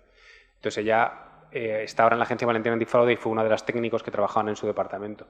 Entonces yo hablé con ella, hablé con la Agencia Valenciana Antifraude, hablé con ella, les pasé el capítulo de Blasco, que era uno de los primeros que había escrito, para que ella viera un poco el tono del libro, y gracias a ella lo conseguí. Ella después me pasó una lista con varios testigos y, por un lado, también notas que ellos están deseando que alguien les escuche, porque al final una de las cosas que han sufrido es verse absolutamente solos, no haber podido denunciar, que ellos muchas veces te contaban, es que yo llamaba a la prensa y una de ellas recuerdo que decía que no había conseguido ni abogado, de repente tenía abogado y al rato el abogado porque le ponía cualquier excusa y ya no le podía defender.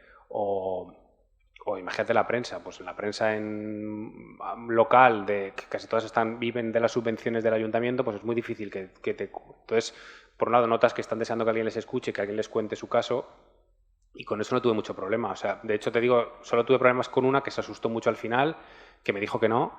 Intenté hablar con la Agencia Valenciana Antifraude para buscar una alternativa, pero ya me dijeron que no había más y que era muy tarde. Y claro, yo tampoco, 3 me parecía poco. O sea, el libro básicamente son 3 capítulos de casos de corrupción, un testigo. Cada 3 o 4 capítulos hay un testimonio. Entonces, dejarlo solo en 3 me parecía poco, que necesitaba 4 como fuera, y al final la acabé convenciendo. La que más me costó fue la persona que le costó mucho, y ella me mandó, de hecho, yo le mandé el texto que había escrito con su testimonio, le daba miedo, me lo reescribió ella, era un desastre lo que me reescribió, entonces fue como mucha gestión al final para que aceptara, ir eliminando cosas que a ella le daban miedo. Claro, yo entiendo que cuando es tu propia vida todo te parece, desde fuera era imposible. Yo no conozco a nadie que haya leído el libro y me haya dicho, sé quién es este testigo protegido. Pero claro, cuando es tu propia vida todo te parece peligroso. Pero eso te digo, luego ellos han leído el libro todos y están todos muy contentos. Pero sobre todo yo creo que la clave era tiempo, dejarles hablar, no presionar demasiado y que ellos participaran un poco del proceso. Para mí fue clave eso. Yo todo lo que escribía se lo mandaba, lo corregían, me tachaban cosas, por favor esto no lo pongas, porque tal, esto que te dije igual no sé qué. Y luego sobre todo la colaboración de la Agencia Valenciana Antifraude. Yo creo que ellos están haciendo una labor muy bestia de trabajo y sobre todo de promocionar su propio trabajo para que la gente sepa que existen y para generar esa cultura de la denuncia. Yo creo que es una cosa muy pendiente en la sociedad valenciana. O sea, ojalá se replicara el ejemplo de la Agencia Valenciana Antifraude a nivel nacional o en otras administraciones, porque yo creo que el funcionamiento es fantástico.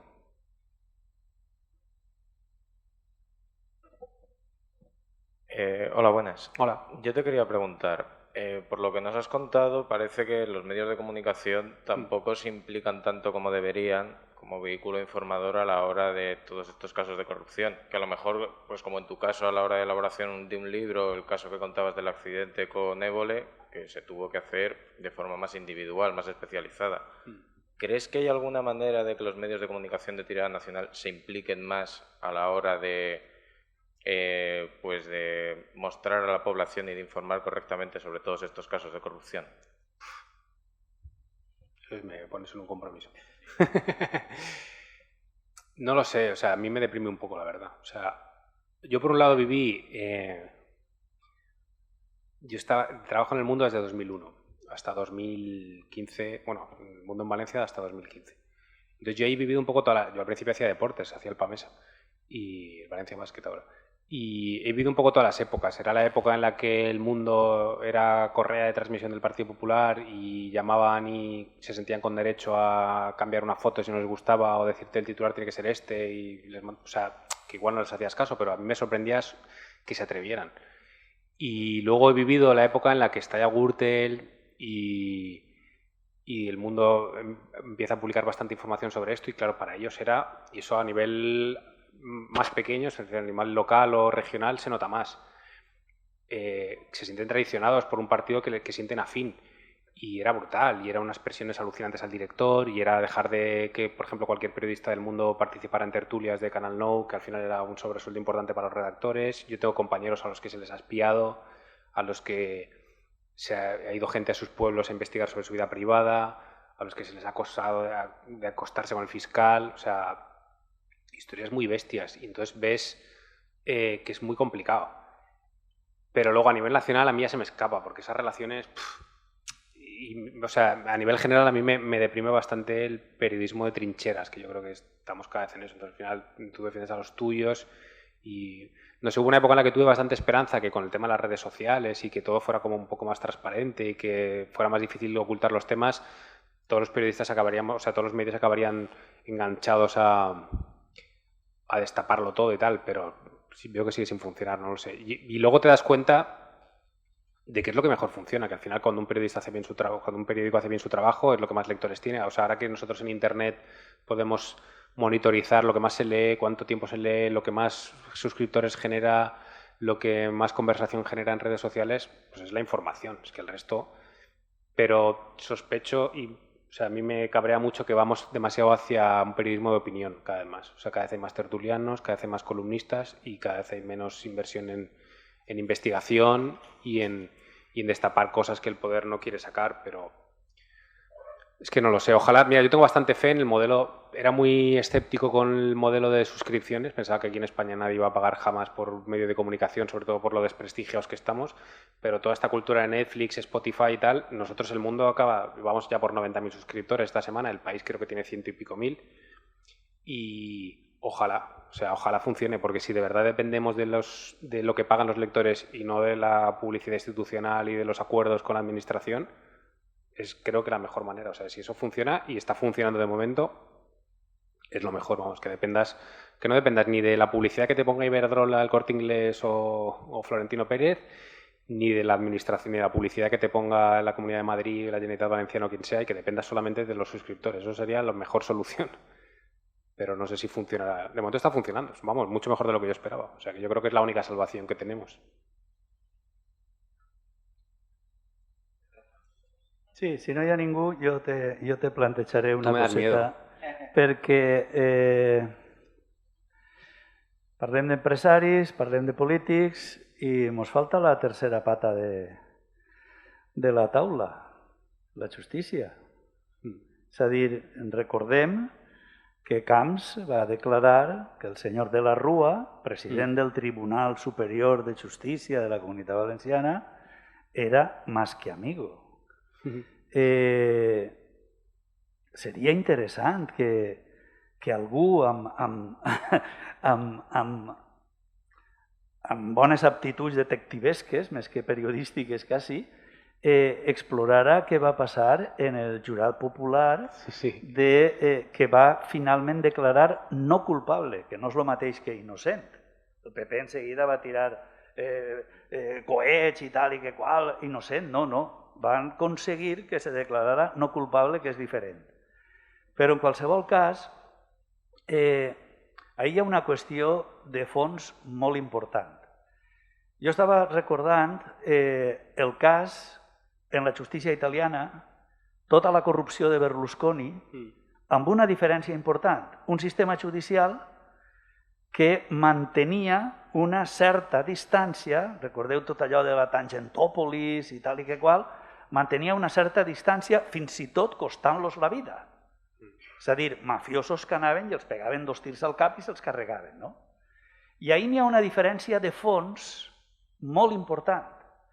La diferència de fons important és, a Itàlia, quan es va acabar la Segona Guerra Mundial, hi hagué, diguem-ne, un procés pel qual, diguem-ne, tots els col·laboracionistes del feixisme quedaren apartats, encara que després, a poquet, molts s'anaren reciclant, etc etc. Però amb una certa vergonya infinita i absoluta respecte a lo que havia significat el feixisme. En el cas espanyol, com tots sabem, això no va anar així. I com tots sabem també, el sistema judicial, els que feu el doble grau, sabeu una miqueta com funcionen les coses en la facultat de dret, conegueu un poc la fauna, tal i que qual, i és que és quasi la professió de jutge i de fiscal és la més hereditària de l'estat espanyol, juntament amb la militar i alguna més, no? Amb la qual cosa, clar, jo no estic d'acord en una certa idea pessimista que has expressat tu i que han expressat també per així, de corrupció n'hi haurà sempre. Val, d'acord, sí, és una cosa de la condició humana. Ara, hi ha una diferència molt important quan, per exemple, en Gran Bretanya, recorde perquè jo en aquest moment estava allí i ho seguia tots els dies i tal i que qual, a un polític, a un ministre, li pillen que ha passat una factura pel Parlament de lloguer de vídeos. Una factura de 25 o 30 lliures. Hostia, aquí no pasaron facturas hasta de huevos Kinder en la administración. Pues de 25 o 30 lliures. I va tindre que dimitir. I se va començar a tirar del fil i en cosa d'una setmana dimitiren del govern d'aquell, de Gordon, dimitiren 11 ministres. Pero yo no creo que eso sea un problema de la justicia, yo creo que eso es un problema de la sociedad, o sea, sí, del votante, sí. Que eso no lo castiga, que aquí nos parecería de risa que alguien dimitiera por Sí, una... sí, però està connectat, perquè hi ha d'una banda el mecanisme, això és la qüestió, diguem-ne, de la tradició cultural, i hi ha una connexió en el sud d'Europa que és tant en la societat com en el periodisme. El periodisme del sud d'Europa també és molt diferent del periodisme de l'Europa del nord, no? Però és la tradició catòlica. I hi ha una dada molt important que ens va donar Alberto Moncada, sociòleg, que va morir fa poc i que era el representant de Sociòlegs Sense Fronteres en l'estat espanyol, i que és un especialista en l'opus, sociologia de l'opus, que ens va dir, me va dir així de literal, Rafa, no te olvides nunca que la Iglesia católica no condena el fraude a Hacienda.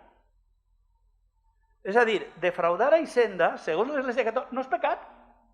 No condenan ni la pedofilia casi. No cal ni confessar-se. És un delicte, però no és pecat. Aleshores, clar, això genera una moral social prou detestable, no? Però la qüestió de la justícia és molt més grossa.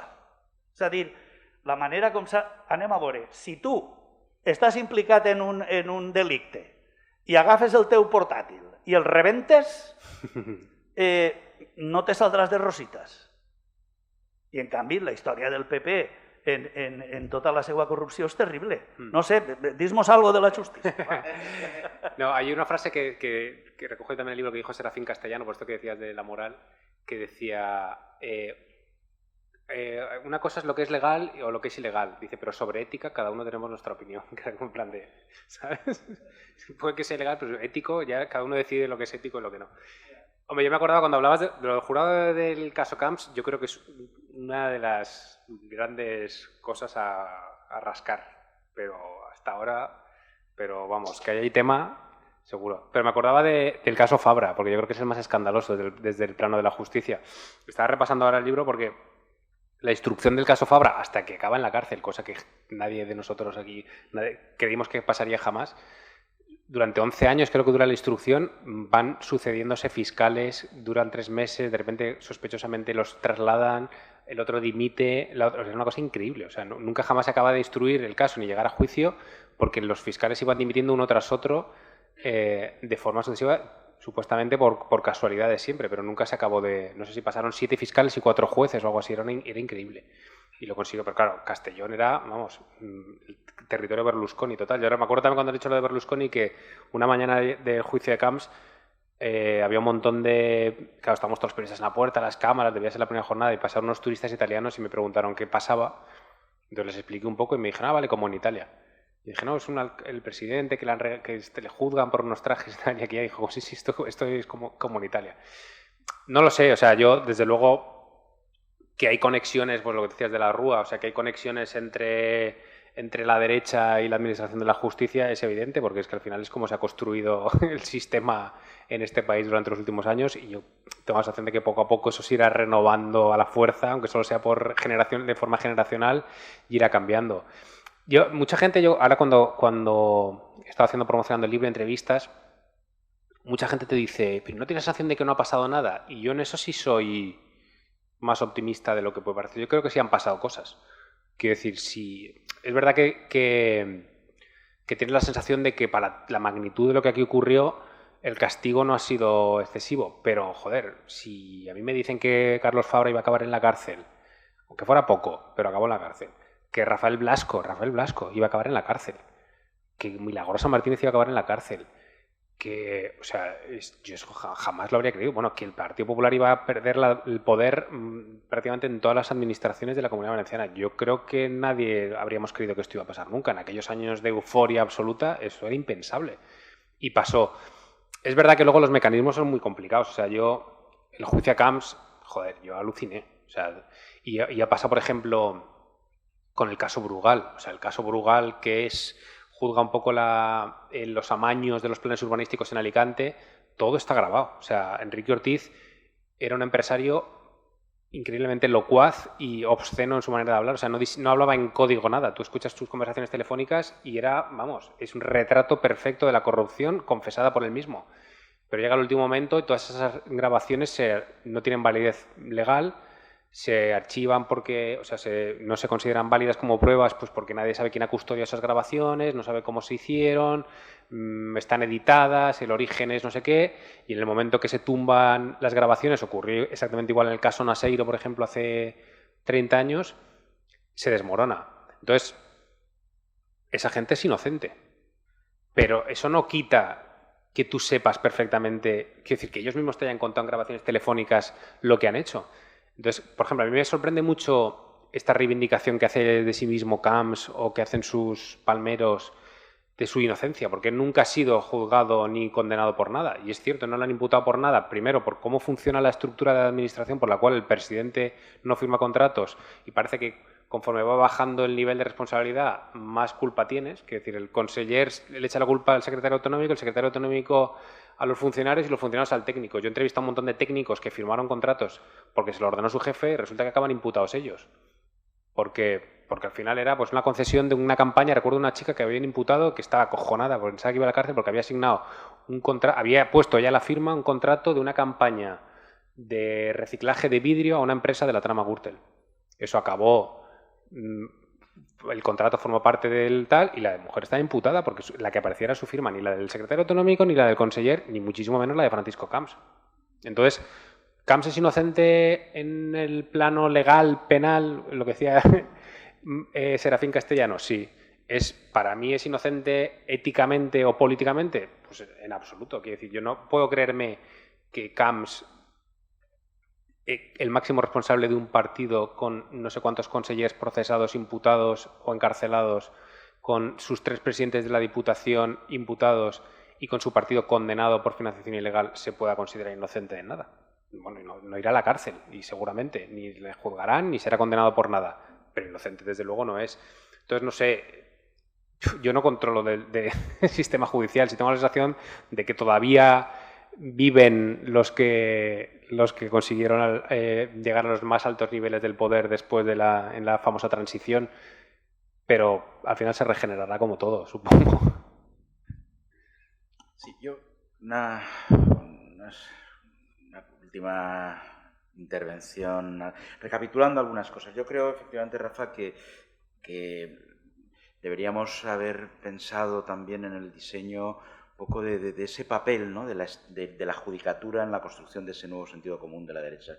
El papel que está jugando es importantísimo. Fijaos lo que está pasando, pues creo que es en Andalucía, esa exposición que ha habido sobre los jueces, una exposición en la que había un dibujo en el que se señalaba y se apuntaba la responsabilidad de los jueces, haciendo la vista gorda con delitos de violación, y han sido los propios jueces los que han obligado a que se retire, ¿no? O sea, yo creo que, y por la transición democrática, y porque efectivamente se ha reproducido muy bien, ¿no? Ese franquismo que veíamos antes, ¿no? Cuando veíamos un poco el crecimiento de Vox en la intervención de antes de Ana, claro, es que Vox ha estado siempre en el PP hasta que se desgaja, ¿no? Y la judicatura es la que se transmite, ¿no? Yo creo que en ese sentido tendríamos que explorar más esta línea de trabajo.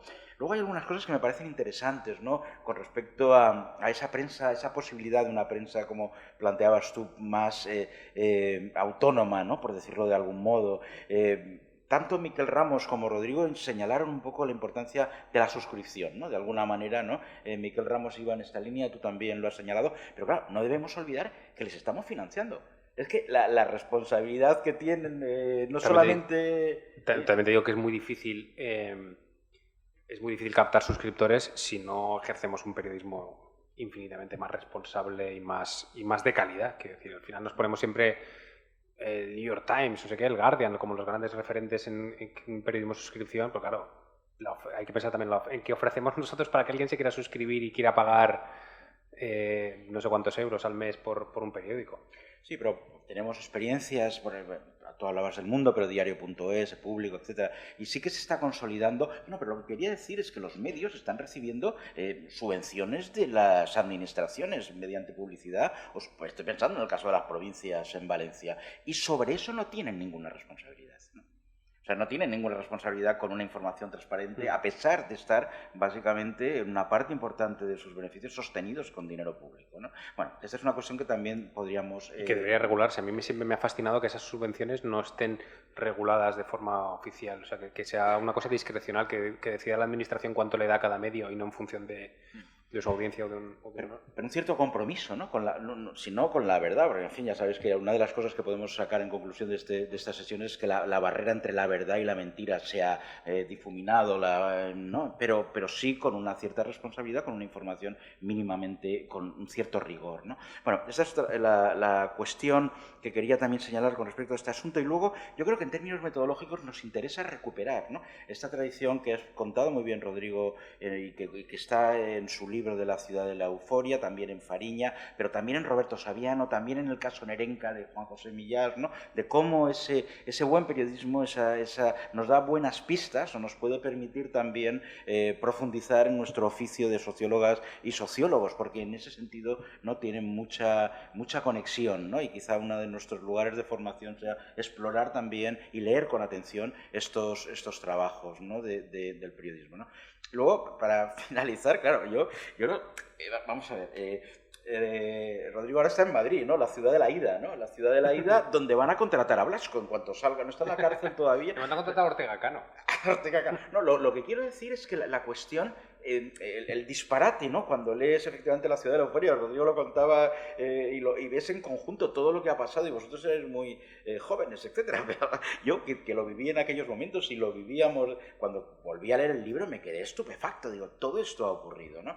Un conseller, porque construye, se compra chalés y barcos con el dinero para hacer hospitales, en fin, a las zonas damnificadas por catástrofes. Este sujeto, un sujeto que viene del FRAP, ¿no? Que ha sido, bueno, un personaje, pero no ganaría el Oscar, ¿eh? Seguramente habría otros que se le podría dar. Pero claro, es que Madrid, la ciudad de la ida, está haciendo...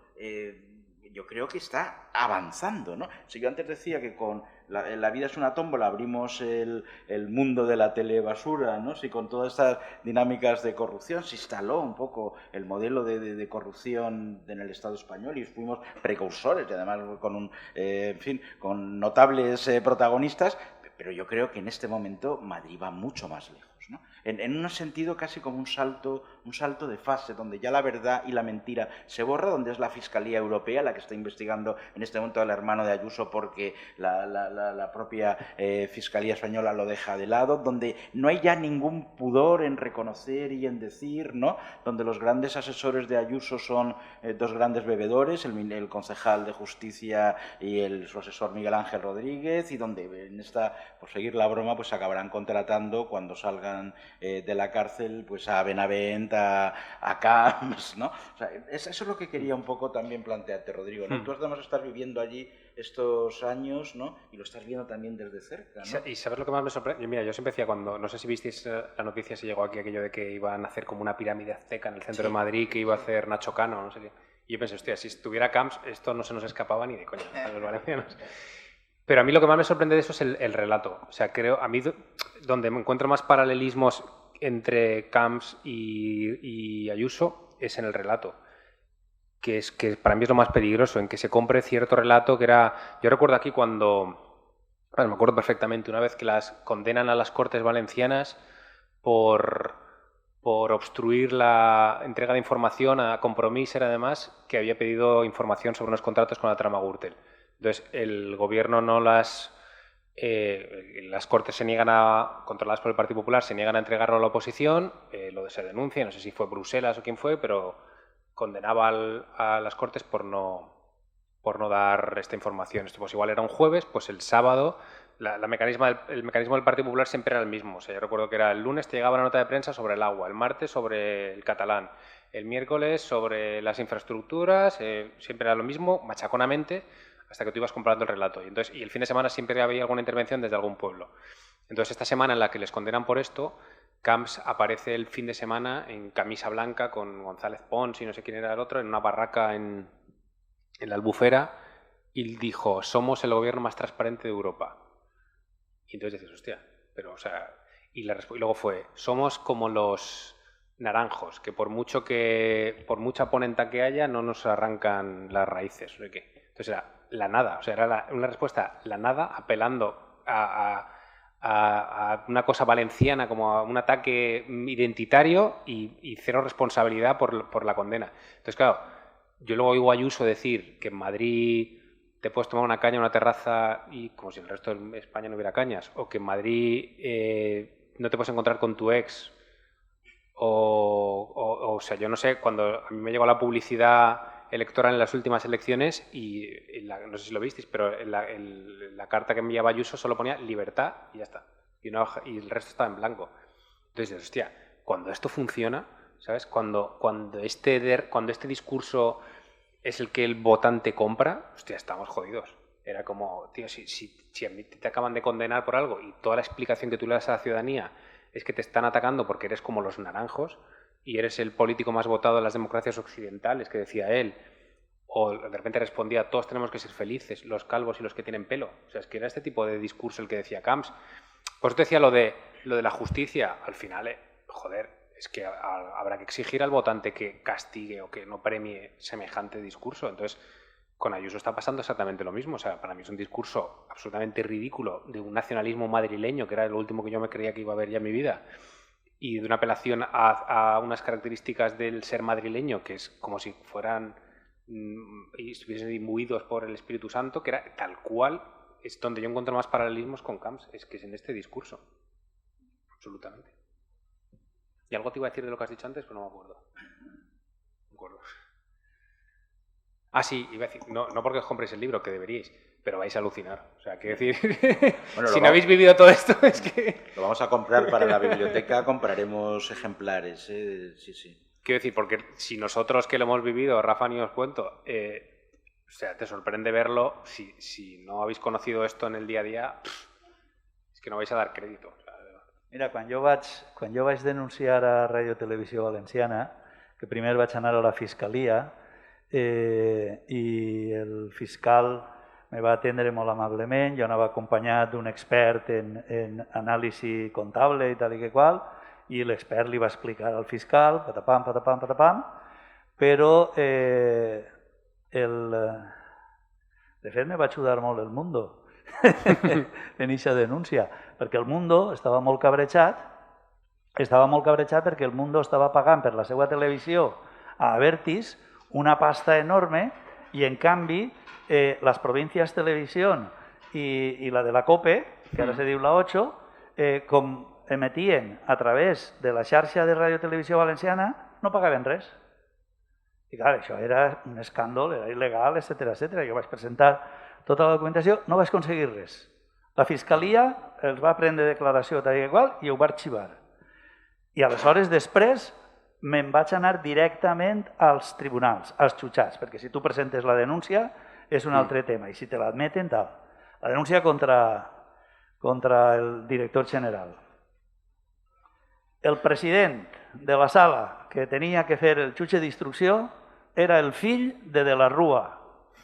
I ho vaig tindre claríssim. Jo dic, s'ha acabat això. Ens tirarem així 4 o 5 anys, bam, i tal, més declaracions, no sé quant, i així n'ha sigut. S'ha quedat en res. I l'únic que queda és una denúncia de la CGT al Tribunal Suprem, perquè així ja està tot tancat. I és un exemple clar de com... O sigui, no hi ha que oblidar que en Radiotelevisió Valenciana se puliren més de 1.000 milions d'euros. Més de 1.000 milions d'euros. Y no entramos ya en lo de Vicente Sanz porque ya no nos da tiempo. Y lo de Vicente Sanz, que ya era simplemente violar. ¿Vale?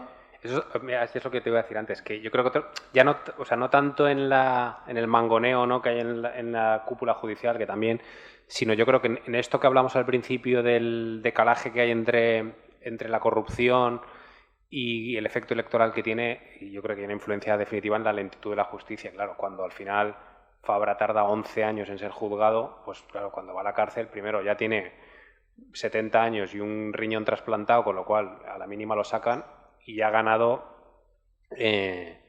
una de las testigos protegidas me lo decía, al final, desde que tú denuncias, entre que apelan a la presunción de inocencia, entre que se admite la denuncia y llega al juicio, ya ha ganado 2 legislaturas, y cuando ya le juzgan, pues ya le ha compensado el tiempo que ha pasado por el medio. Entonces, eso es otro de los problemas. O sea, la lentitud de la justicia en España y lo que tardan en instruirse los casos de corrupción es brutal, claro. O sea, Camps ganó unas elecciones con mayoría absoluta estando ya imputado y camino del banquillo, pero, en fin. Una última coseta, perquè és interessant per als que vulgueu, diguem-ne, treballar més en este tema de la corrupció en els 20 anys de Partit Popular, en la comunitat autònoma i 25 en l'Ajuntament de València. El llibre de Rodrigo, diguem-ne que coordina molt bé amb un treball també magnífic, que és el de Quico Araví, el de Ciudadanos Zaplana, que fa tot el recorregut de Zaplana en tots els casos de corrupció. I són 2 llibres que, curiosament, són les referències fonamentals per entendre el que ha passat en aquesta època, fets per periodistes. Sociòlegs no han escrit pràcticament res d'això. Vamos, el de Ciudadanos Zaplana es el origen, o sea, es como la precuela de este, o sea, que lo tienes todo. No, otra cosa que os quería decir, que por lo que hablabas antes de los medios de comunicación, a mí esto me parece un lujo, quiero decir, creo que otra de las ventajas que tienen estos tiempos es que cuanto más precario es el sector de la prensa, y en esto yo estoy súper preocupado con la situación en la Comunidad Valenciana, porque desde que yo me marché a Madrid, el desmantelamiento del sector periodístico aquí es brutal. O sea, yo cuando me fui en El Mundo en Valencia había 20 periodistas y ahora hay 2. Y no te cuento ya, pues lo mismo en el Levante, ha habido ERES, en las provincias, lo de la tele pública ya es otro tema. Quiero decir que hubo un tiempo en el que joder, había un sector súper potente de periodismo y que se hacía un periodismo cojonudo con sus cosas, pero creo que se ha hecho un periodismo muy bueno en Valencia, y ahora eso no existe. Y a mí eso me parece súper peligroso para fiscalizar nuevos momentos de euforia en el futuro. Eso por un lado. Y la parte positiva es que creo que se han abierto unas plataformas brutales al margen de los periódicos o de los medios tradicionales para hacer periodismo. Y Libros del Cao, que es la editorial donde yo he publicado el libro, me parece el ejemplo. O sea, para mí poder hacer... Que muchas veces yo muchas veces tienes la sensación o el reproche de la gente de que los periódicos tapamos cosas, o de lo típico, es que de esto no habláis, es que de este caso no, y lo sé de qué, bueno, esto es lo típico. Y muchas veces hay mucho de conspiración con esto, sobre es que esto no lo cuentan porque la empresa y el IBEX 35 nos deja, y en realidad la mayoría de las veces es mucho más sencillo. No lo haces porque no tienes tiempo, porque te devora, no tienes papel para hacerlo, no hay espacio para contar cosas, y no tienes el tiempo, no me refiero al tiempo en tu día a día, sino un periódico no se puede permitir hoy en día a un tío investigando durante meses, ni le va a dejar un especial de 10 páginas, ni se va a publicar durante no sé cuánto tiempo en la web, tal. Entonces, que decir, yo trabajo en El Mundo, que creo que no es un periódico sospechoso de ser socialcomunista, y yo no he tenido ningún problema para publicar este libro. Al revés, se ha prepublicado en mi periódico, yo he sido entrevistado en mi propio periódico, yo no tengo ninguna incomodidad al respecto. O sea, que no hay una conspiración para que se tapen. Desde luego hay intereses evidentes muchas veces, pero me refiero que la mayoría de los tiempos es una cuestión más práctica. Y entonces poder tener plataformas como un libro para poder contar todo esto con tiempo. Yo no podría contar en mi periódico cómo eran las reuniones en los yates de Alicante, pero no porque me estuviera censurado, sino porque me mandarían a tomar por saco. Pero en un libro puedes hacerlo, puedes retratar mejor a determinados personajes. Y ahora hay, pues esto, libros, podcast, hay... Vuelvo a hablaros un poco de Nacho Carretero, que es el autor de Fariña. Él se ha creado su propia... Él trabaja en El País, pero se ha creado su propia productora para hacer contenido propio. Acaba de estrenar un documental ahora en Netflix sobre los atentados de Barcelona que se llama 800 metros, que os recomiendo. Quiero decir que él creo que ha abierto... De Fariña ha hecho cómic, ha hecho una obra de teatro, ha hecho una serie de televisión, y al final todo es periodismo. Entonces creo que se han abierto unas ventanas de oportunidad para hacer periodismo más allá de los medios tradicionales, y claro, con muchísimas menos presiones. Yo aquí sí que he publicado absolutamente lo que me ha dado la gana sin que lo tuviera que supervisar nadie más que la Agencia Valenciana Antifraude. Entonces, joder, creo que es una oportunidad para hacer periodismo independiente fantástico. Así que consumidlo. Bueno, ¿Listos? y invitarte también a las facultades de sociología para compartir las experiencias y un poco trabajar conjuntamente. Muchas gracias, Rodrigo, por la sesión. Hemos aprendido mucho. Y a vosotros y a vosotras por el trabajo también. Lo último que decir, yo os invito de verdad a que hagáis algo sobre el tema. Quiero decir, me parece muy interesante que desde lo que decía Rafa, desde el punto de vista sociológico se explique un poco la corrupción, porque creo que es algo pendiente. O sea, explicar la típica pregunta de qué coño os pasa a los valencianos, que es tarea vuestra explicarla, o sea que os animo a hacerlo. Muchas gracias por todo.